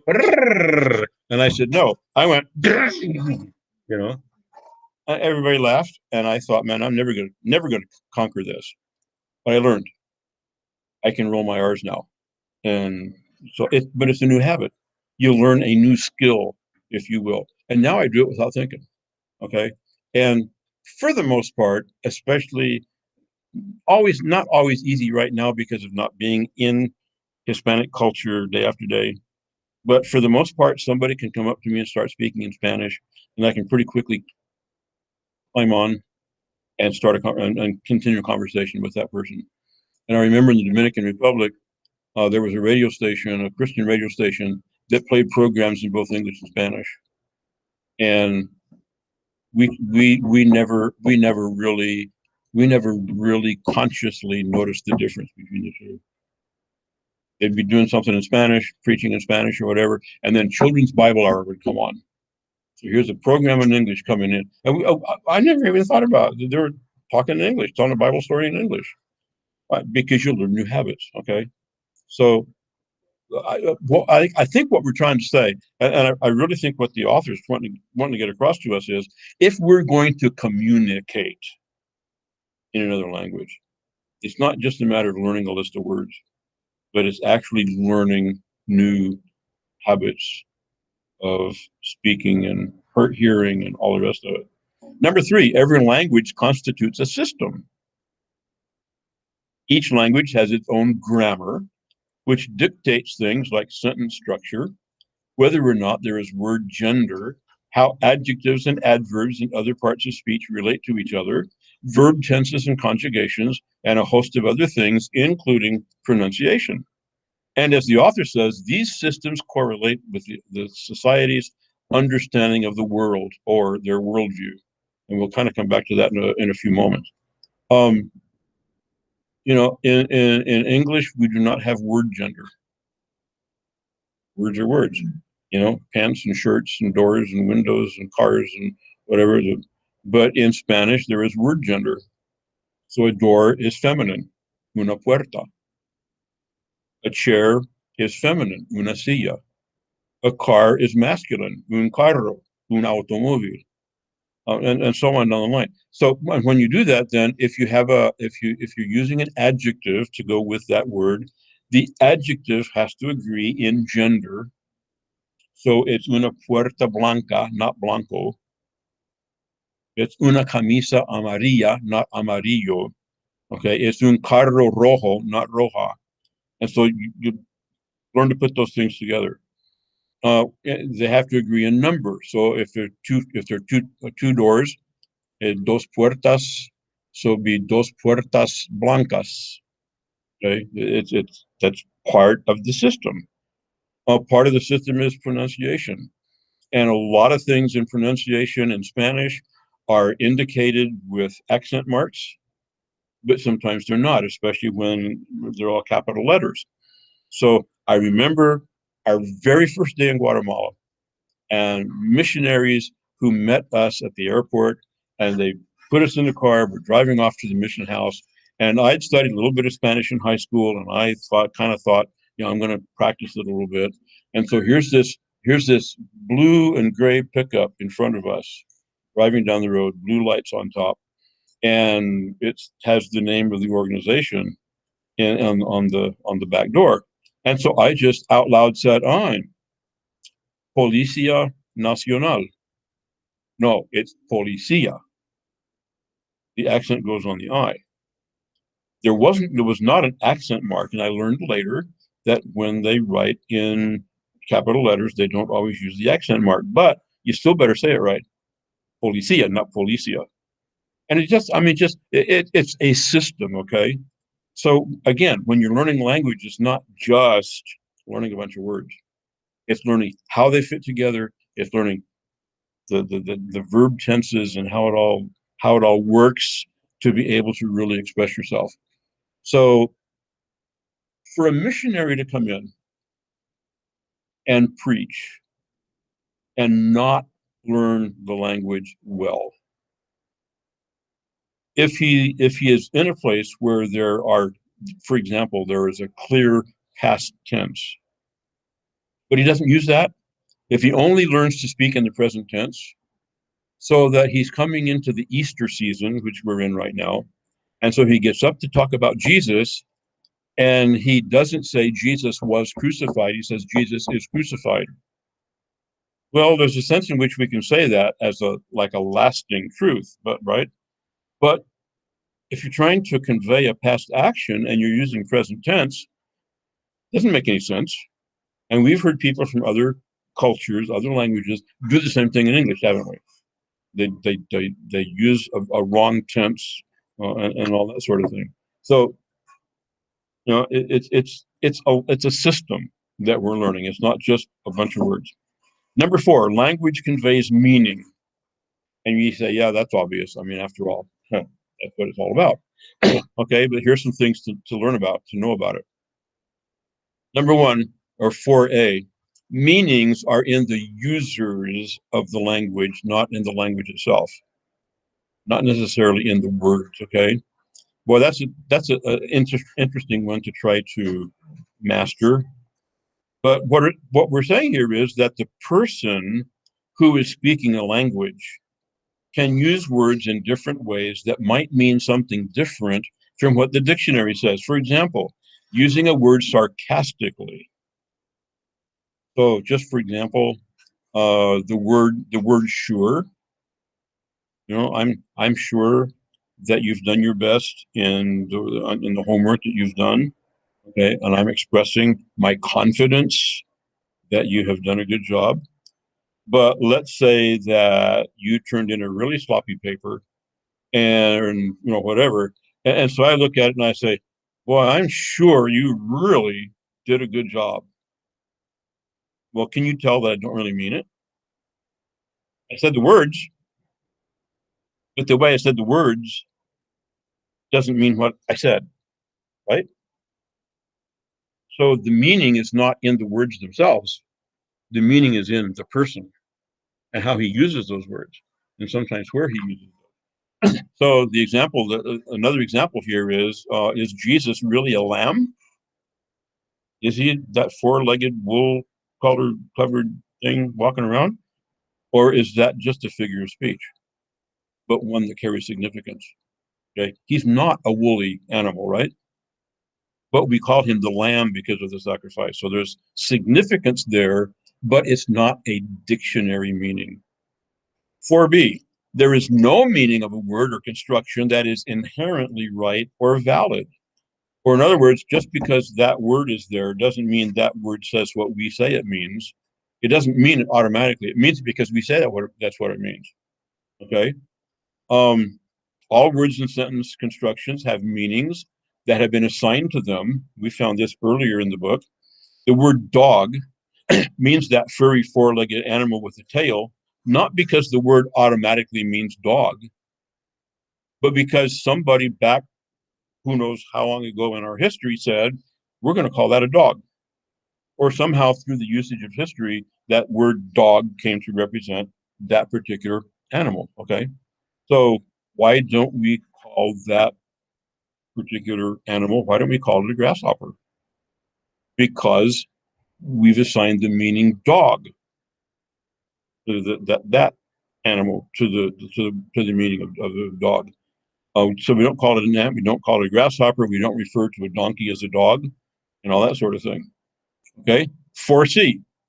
And here's where it starts then to be application for us. Be aware that the meanings people assign words will vary from one community to another, and even within the same community as time goes by. So the example here is one I think maybe we've mentioned, even right here in our own country, depending on where you go. That soft drink that's on the floor over there can be a Coke, it can be a pop, it can be a soda. You know, I mean, I don't know how many other words there might be, a cola. You know, I mean, you go to the South, they call it one thing. You go to the West, they call it something else. Why do they do that? Because words don't always, everywhere, mean what we say they do. In the USA, the word let means to allow, as in my mother let me drink coffee when I was young, but in England, it means to rent. So you have an apartment to let.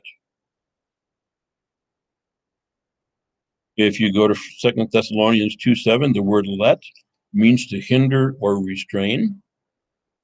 I think the word says, he that letteth will let until, I forget exactly the wording in it, until the son of perdition be moved out of the way, or something like that. He that letteth will let. No, it's not him that is allowing something will continue to allow it. It's he that hindereth. He that hinders, the one that is not allowing, is restraining. And what that verse is talking to us about is that God is restraining the spirit of Antichrist until the proper time when he will take off those restraints. So he that letteth will let should be said, he that restraineth will continue to restrain until that time comes when that. So language changes, okay? And that's something we always want to keep in mind, especially when we go from one country to another. Number 5, language is both individual and social in character. So on the one hand, each person has his own way of speaking, and we can pretty much tell who it is that's talking by the way he speaks. You know, his particular pronunciation, his particular choice of words, his particular way of stringing words together, you know, any one of a number of things that identify his way of speaking. So it's individual. But at the same time, the elements of his language came from someone else. You know, who taught you those words? Mom, dad, school teacher, aunt, uncle, preacher, grandparent. Okay, so that makes it social. You learned it from somebody else. It didn't just pop into your head. And the way you say it, the way you pronounce it, you picked up from somebody else. It wasn't an automatic thing like boom, boom, boom. No, you heard how grandpa said it, so that's how you say it. So it's social. And for a person to be socially accepted in his society or at his level of society, his use of the language must conform to expectations. So you are thought to be an educated person. You can't talk like the guy from out in the country who doesn't have an education. You have to, your speech, your use of language has to rise to a level that says you really are an educated person. So to go someplace, for example, and you have somebody who is really dressed nicely, beautiful clothes, well coiffed, etc., and he speaks like a hillbilly. You know, I mean, that's so. You know, it's so unorganized, so disordered. It's so, you know, out of whack that it just doesn't really work. Okay, number 6A. It is incorrect to think that a word has only one correct meaning. Almost every word has multiple meanings, and the way in which the word is used and understood depends on many circumstances. And if you go to a dictionary, most words will have 2 or 3 or 4 or 5 or 6, or who knows how many meanings, right? And so how you use the word, what the word means is going to depend on the circumstance in which you use it. So the word cool doesn't always mean that you're no longer too warm. It might mean that, that's cool. That's neat. I like that. Okay. That's a word kind of from the past that has been rejuvenated and being used more in our day, at least in my generation. My wife says it quite a bit. And that's something we used to say as young people. So it's kind of found new life. In Spanish, the word querer means to desire or to want. Like, I want a new bicycle. Yo quiero una bicicleta nueva. But it also means to love. Yo quiero a mi esposa. I love my wife. You can say yo amo a mi esposa. You can also say yo quiero a mi esposa. Okay? Depends on the context. And of course, even that, yo quiero a mi esposa, depending on the context, can mean something somewhat different than just I love her. So a word has more than one correct meaning. And what that meaning is going to depend on how you use it and the context in which it's used. 6B, it's incorrect to think that the correct meaning of a word is always what the dictionary says. You look up the dictionary, wow, that's what this word means. Well, not always. Correct meaning might depend on place, circumstance, or some other influence. In Guatemala, the word chucho is a kind of a slang word, not a vulgar word, but a kind of a slang word that refers to a dog. But in the Dominican Republic, we learned that the word chucho refers to a person who talks a lot. So there was a lady in our church who yak, yak, yak, yak, yak, all the time, yak, yak, yak, yak, yak, yak. Her name was Doña Chucha. It was funny to us because that meant you were calling her a dog. But no, they weren't calling her a dog. They were just referring to the fact she talked a lot. But then in some places, it can mean a person who is stingy. Ella es una persona muy chucha. She's real stingy. She doesn't spend a lot of money. And I've seen translations where a translator used the dictionary meaning, didn't fit. And so I have the example here of the Indiana Driver's Manual, where it talks about safe driving. And it says that if we drive safely, this will ahorrar vidas. Okay, ahorrar is to save. Okay, so they looked up to save. They found the word ahorrar and put it in there. But that's not the right word. Ahorrar means to save, like you put money in the bank. Or it means you bought something at a discount. You bought it on sale. So you saved money by buying it at a lesser price. It does not refer to saving life. Salvar refers to saving life. So, that dictionary word is not always the right word. 6C, it's incorrect to think that the correct meaning of a word is always fixed and permanent. We talked about that before, so I'll just mention it there. 6D, most words have more than one kind of meaning. There's the dictionary meaning. There's what somebody reports it to mean. I hear somebody use a word in a certain context, and I think that word means, maybe it does, maybe it doesn't, but I think so because of the way it was used.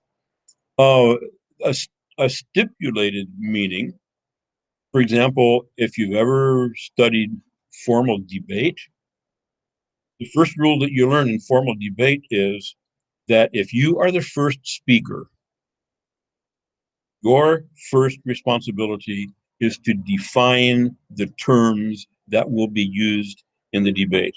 That's stipulating the definition. And the other side has to argue. They have to build their arguments, not based on their understanding of the word, but on the understanding that you have stipulated. You have given the definition that will be used. Okay? So a stipulated meaning. What we say it means, that is denotative. Connotative, the feelings or associations that accompany it. Structural, what a word always means when used a certain way. So different ways that words are used, and there can be more than one kind of meaning of a word. And you're sitting here saying, yeah, why do we have to think about all this? Well, because if you learn another language, you're going to find out all this stuff fits. There are certain times and places where you use certain words and you don't use them in other times and places because there are kinds of meaning and proper ways to use them. Okay, number 7, words can have varying impacts depending on what these people call their semantic differential. So they give us a scale on 361. I've reproduced it here. And so if we were to sit here and you have that scale in front of you, so if I were to start calling out a list of words, and I give us some down below. So, the word cross. Is the word cross good or bad? How would you mark it on the scale? Well, it's going to depend on what it means to you, right? If you're thinking about, I have to carry my cross, it might not be such a great thing. Think about the cross on which Jesus died, it might be a good word. You cross me up, I'm going to, then it's not going to be not going to be a good word either. So that word cross can have different impact depending on how you take it, how you understand it, and where it fits on this scale. Good or bad, acceptable. Might be valuable or worthless. Is that a good word to use, a bad word to use? Does it really add to your vocabulary? Active or passive? Does it imply or express action? Or is it a passive verb? It doesn't imply action at all. And that might differ because some people think that thinking is active. I happen to think it's pretty passive. You just sit and think. But in some people's understanding, thinking is an active thing that you're doing because you're considering very different things and so on. Is it a strong word or a weak word? Is it a positive word or a negative word? So give a list of words. You can kind of look at them later and fit them in there. How would you mark the scale for each one of these words? And I thought it was interesting that the author says that if we were to do an exercise like this, let's say with the discipleship group, that it would help us learn their perception of words and the impact that those words make on them. And it might govern how we say things, what words we use, and how we express ourselves to help them understand better. And so I would go back to the example I gave earlier about modesty. I preached for 25 years and found out that modesty primarily means to them that it's something that's inexpensive and it's not ostentatious or showy. Whereas I think of modesty as, for example, being chaste and pure and well covered and so on. So words don't always mean the same to everybody. And it's good for us to explore those things and find out what these different words mean to different people in different situations so that we know how to use the word, when to use the word, etc. Because again, we want to learn the language and we want to learn it well because we want those people to get the message and understand it and be able to respond to it. And if they can't, then we've lost the battle. Okay? Next page, how should we learn another language? I'm going to kind of skip over this. He has some comments to make, but in the box to the right, there are some modern language learning programs that are fairly high on the scale. If you were to talk to Brother Lyle Witt, he would talk to you about a couple of other programs because his family is studying Spanish. So they've got a couple of different programs, I think, that they're using, and they've kind of identified which ones are strong on pronunciation, which ones are strong on vocabulary, and so on. But next paragraph, whatever means a language, I strongly agree with the author that cultural, what we call now immersion, is ultimately what we need to do. Because living and working in the culture with the people will help us learn more about the language than anything else. So, in case you're interested, here's my recommendation.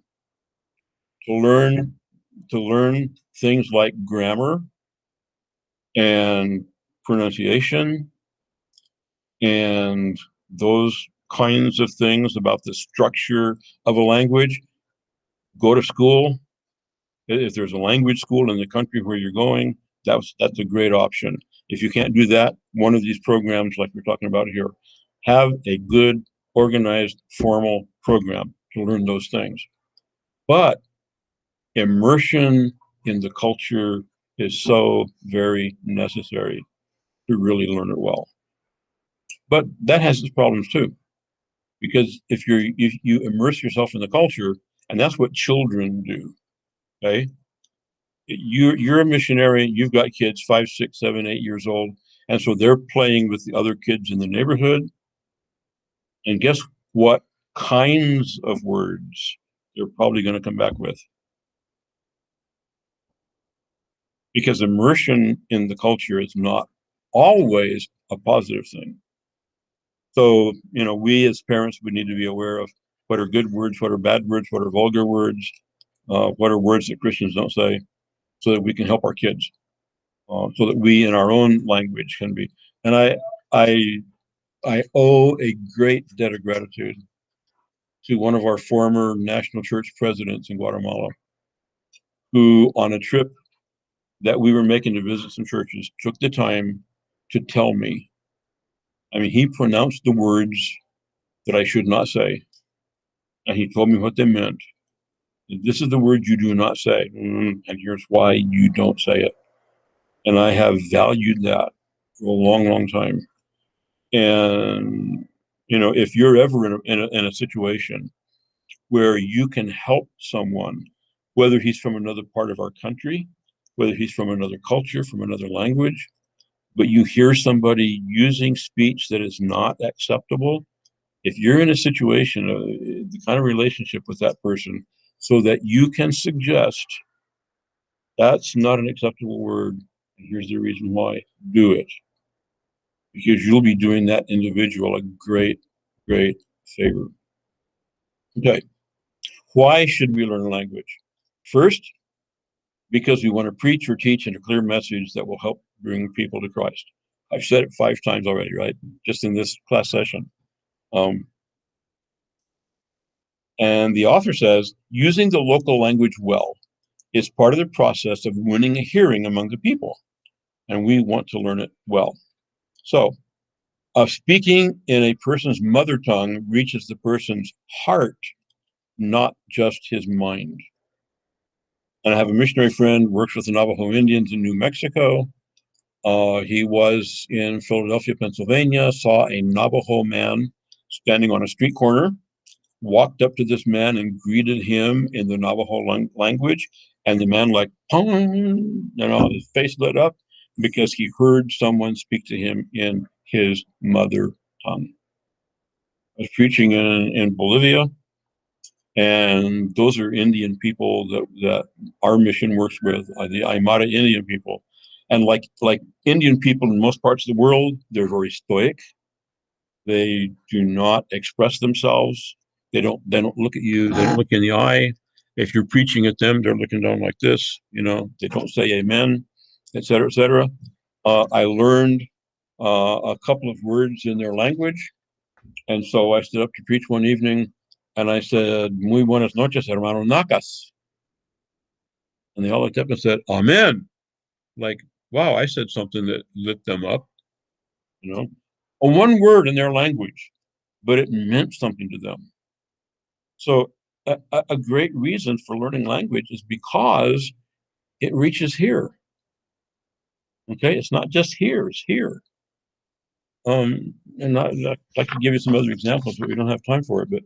But just over and over again, that's a great reason to learn a language. Another reason to learn it is because building a broad vocabulary helps us use various words with similar meanings to make our speaking more varied and colorful. And you might remember earlier in the book that the author said that when a missionary doesn't learn the language well, or when a missionary only uses the same word over and over and over and over and over and over again, then people think he hasn't learned it well, that he doesn't want to learn it well, and they turn him off. But if we learn the language well, so that we can use different words, we can use different modifiers, we can speak with variety, that helps them accept us better. Learning the nuances of words. You're aware of what nuance means?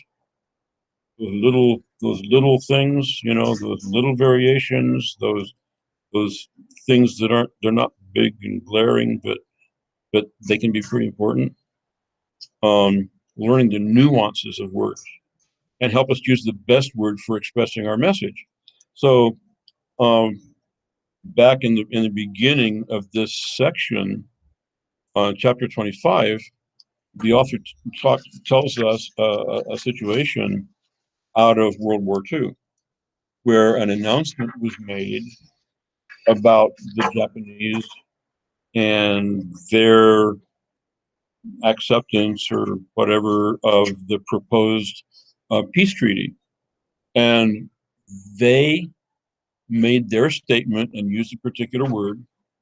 And the people who read that statement took the word a different way. So the people who read the statement took it as saying, no, we're not going to do this. We're not really interested, something like that. Instead of, yeah, we're going to seriously consider this. Well, the Japanese people meant it one way. The people who read it took it another way. And it can mean both. So there was a nuance there, okay? And when they took it the other way, no, we're not going to do that. No, we're not interested. Okay, we're going to really bang down on you guys then. And that's when Truman sent the atom bomb to Hiroshima.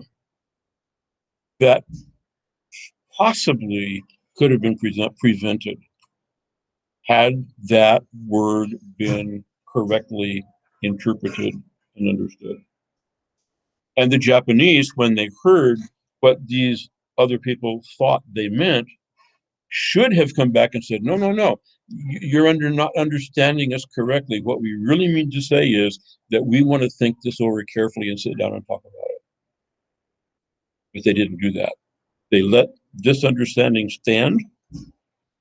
And so the atom bomb was dropped and countless lives lost because of it.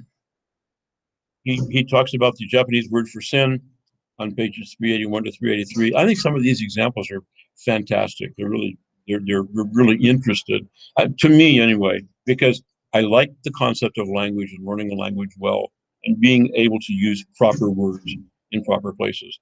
Okay, another reason to learn the language, being able to preach your own message and not rely on an interpreter gives more control over the message that you're giving. And so here's a missionary that I was told about. The man who told me heard it happen. A missionary was preaching in a place where a Chinese language, Mandarin or whatever, was spoken. He had to use an interpreter. The interpreter, when the missionary said, "We need to say goodbye to sin," I think it was C. Helen Mushin. That sounds like her. You need to say goodbye to sin.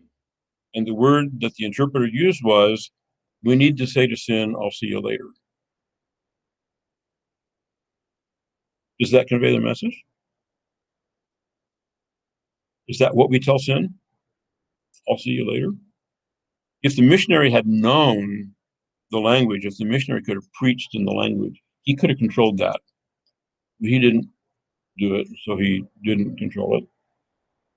I wrote about a Methodist bishop. This was in Reader's Digest years and years ago. Talk about dated examples.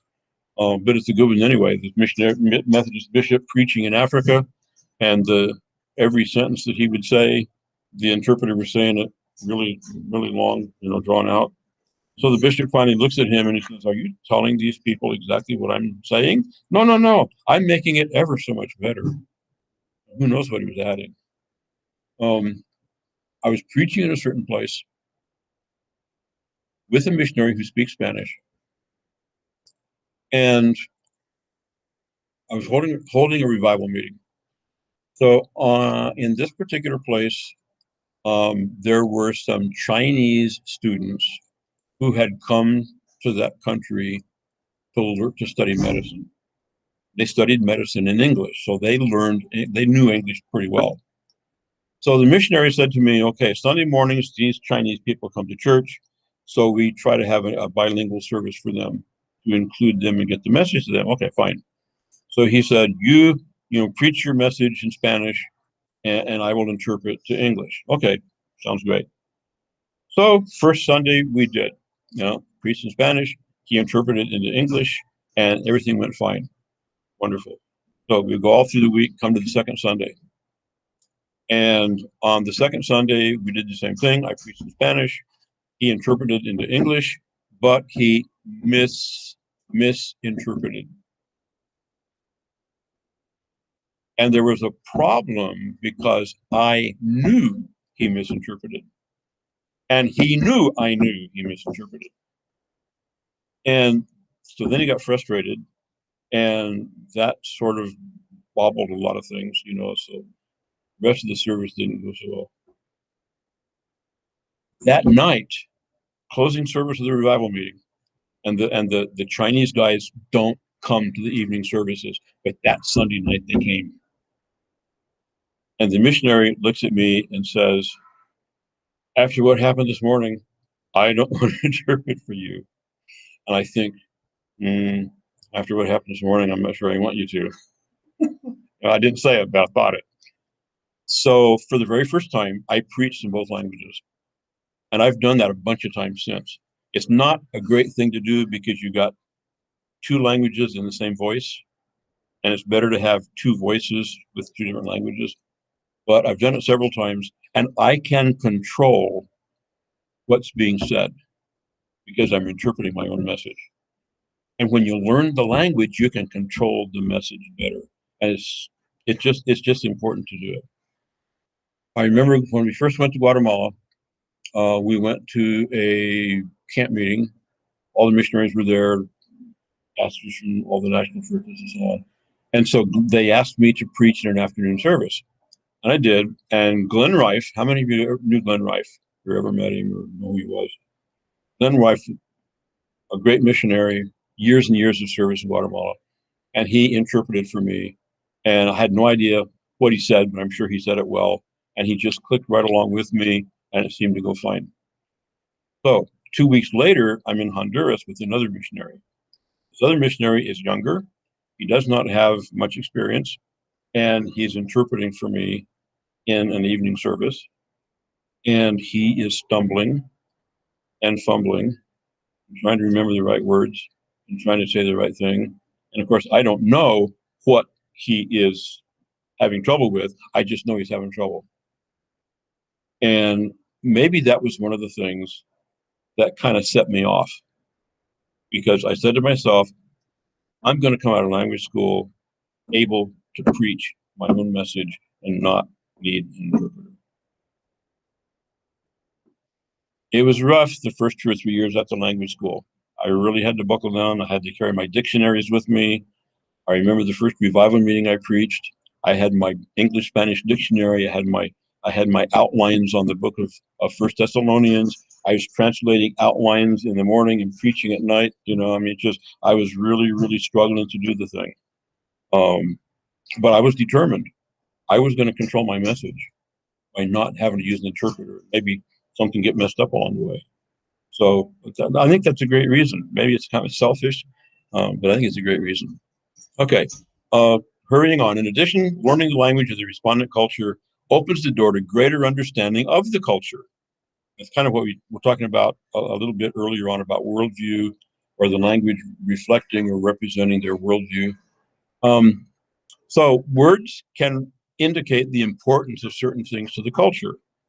For example, the multiple words that Eskimos use for water, snow, and seals. That's one of the examples he gives. He gives the example of, in the Tseltal language, they have 25 words to say to carry. I'm not sure what they all are. I don't know what they all are. I don't know why. But it's like, apparently you carry on your back, you carry on your head, you carry on your shoulder, you carry over your arm, you carry in a bag, you carry, I mean, a different word for every kind of carry, because for some reason that's important to them. So I read about a culture. I got a little book at home about one culture in Africa that had multiple words to express their location in relation to a mountain. that they believed to be a holy place. So in one word, they can say if they're to the north or the south or the east or the west. In one word, they can say they're far to the south or close on the south or what. One word expresses those things, and it's so important to them to be able to say how close they are in relation to that mountain, that they have all those words to be able to express that. There another culture I read about, and it might be the same one, where corn is important to their culture, so that they have like 10 or 15 different words for corn. And they use one word to represent the corn that they eat, another word to represent the corn that they plant, another word to represent the corn on the ear, another to represent the corn plant that's growing, another to represent the corn that they use in religious ceremonies, another to, I mean, it's every different word for corn expresses something specific. And for them, that's important. So you learn a language and you learn that they have umpteen different words for something. There's a reason. Bolivia, the Aymara people live on potatoes. I mean, they have, I don't know how many different kinds of potatoes. They, trying to remember, it's like somewhere around 200 varieties of potatoes that they grow in the highlands of Bolivia. And so they have different words for potatoes and a different word for the way potatoes are fixed. Okay. So here's a particular potato that they stomp on in their bare feet to get all the juice out of it, and then leave it out overnight so that it'll freeze. And then they come back the next day when it thaws out and they tromp on it again with their dirty feet, and they do it 2 or 3 times and then freeze the potato. It turns black and yucky and tastes terrible, and I hate it. I've eaten it and don't like it at all. And I don't remember offhand the name for it, but it has a particular word, particular name. Okay. Same potato, but they do the tromping on the potato in a flowing stream of water. And so they do the same thing. You know, they stomp on it, they get the juice out of it, they freeze it, and all 3 or 4 or 5 different cycles of that. And when it's done, it's the same potato, the same process, but it's done in a stream. And they have a different word for it. In that case, it's tunta. A tunta is white. And it doesn't taste nearly as bad as the other one. Okay, different words for basically the same thing, but those different words expressing something different that in their language and their culture is important. So learning the language, learning those kinds of things helps us focus in on what's important to them. Time references and verb tenses give us clues about how they view time. So we use past, present, and future, which indicates our linear view. Something happened, something does happen, something will happen. But other languages don't have that. He gives the example of the Mbiti people who only have 2 words to express past and present, past, present, and future. So anything that lies in the past is expressed in one word. Zamani.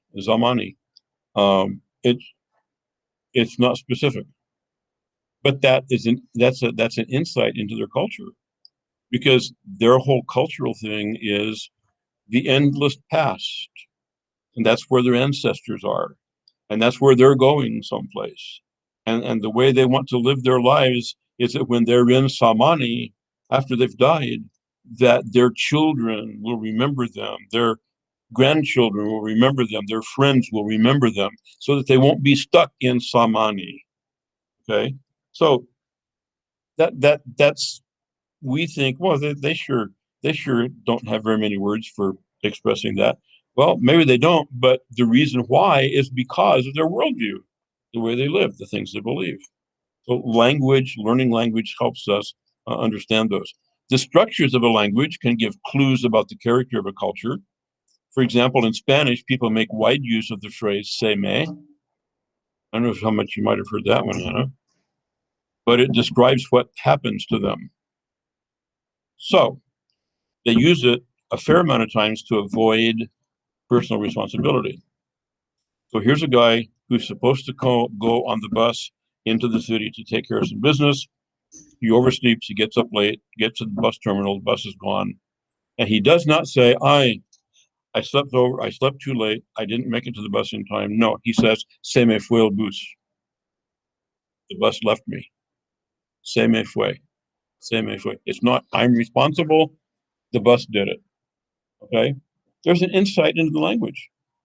And when you hear those kinds of things, and then you preach to these people and you talk to them about personal responsibility, and especially personal responsibility in the sense of confessing sins to God to receive forgiveness and new life, that seme kind of comes in there, and it's something that we have to understand, because we've got to get around that or over that somehow in order for them to accept their personal responsibility to be a Christian. And a lot of other things that we probably could say and we don't have time for. So go to the last page. Knowing something about how language is used can help us understand thinking and reasoning processes. And some of you might remember several weeks ago, I put a couple of things on the board. I drew a line for the linear way of speaking in America, and then I drew this kind of back and forth thing to express the Spanish thing, where they start with point one, they go to point two, they come back to point one, they go to point two, maybe to point three, then back to point two, maybe all the way back to point one, and then back to whatever. The guy that made this chart that I got in another place has it a little bit differently, but look at the differences. These are speech patterns. This is how people speak. This is how people write. But seeing those patterns helps us understand their thinking process. Okay. So you've got the English one, it's a straight line.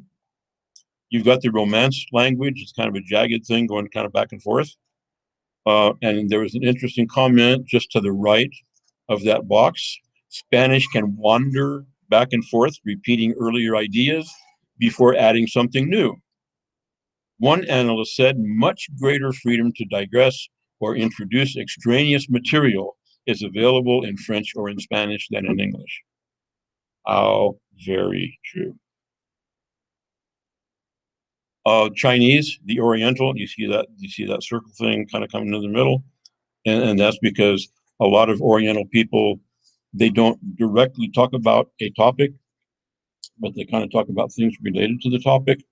They sort of talk about things that describe the topic. They never really talk about that. They kind of talk around it. Okay. Insight into their thinking. So how do you preach to somebody who does not think directly about something like sin and personal responsibility and confession?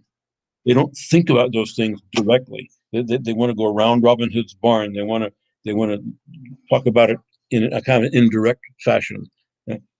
How do we preach to people like that?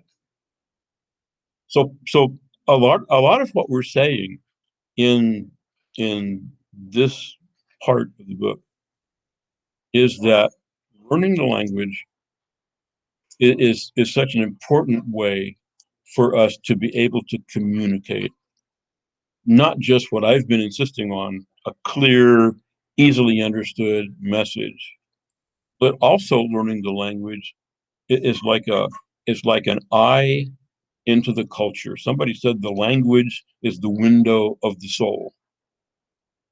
And when you understand their language, when you can appreciate those different language structures and the way they talk and the way they write, and how that represents the whole way of their thinking and all that sort of thing, the more we can do that, the better able we are to communicate with these people and to give them the message that we believe is so very important. So there's a lot in here, and I don't know how boring you might think it is or how unimportant you might think it is, but to my mind, really important stuff. And if you are at all intending to be a missionary, a preacher, an evangelist, a teacher, and if you have any idea at all that your message is important to the people, or it's important to the people you're going to go to, it's important for them to hear and understand that message. It might be you're going to teach kids. You know, Tim Rife is talking to us about his ministry in Thailand is mostly with children. So he needs to really understand how to speak to children. What's the children's language? What are the words children use? What relationship words do they use with children? Because you don't want to talk to children like you're talking to an adult. Okay, words that are so formal that hold them at arm's length or whatever. So whatever you're going to go into, even if it's here in your own country, in your own language, it's still important to recognize these kinds of principles so that in your ministry, whatever it is, you can do your best to help that responder hear, understand, and be able to respond to the message you're giving. Okay? Thank you, Father, for your help today. Thank you for this class, and pray, Lord, that even though it might be weighty stuff, and it is, but I pray that these young people, as they go into ministry, whatever that ministry might be, that they will be able at some point to look back at things we've talked about in this class and will be able to put into practice principles of communication that will help them preach a message and teach a lesson that truly is understood and speaks to the heart and makes it possible for that hearer to positively respond to the message of Jesus. Bless each of the one of those in the class with us. Bless Tim in Thailand. Bless his message. Bless his ministry. Bless his relationships with people, and help all of us to serve you the best that we can with all of our hearts. And we'll thank you. In Jesus' name we pray. Amen. Bye.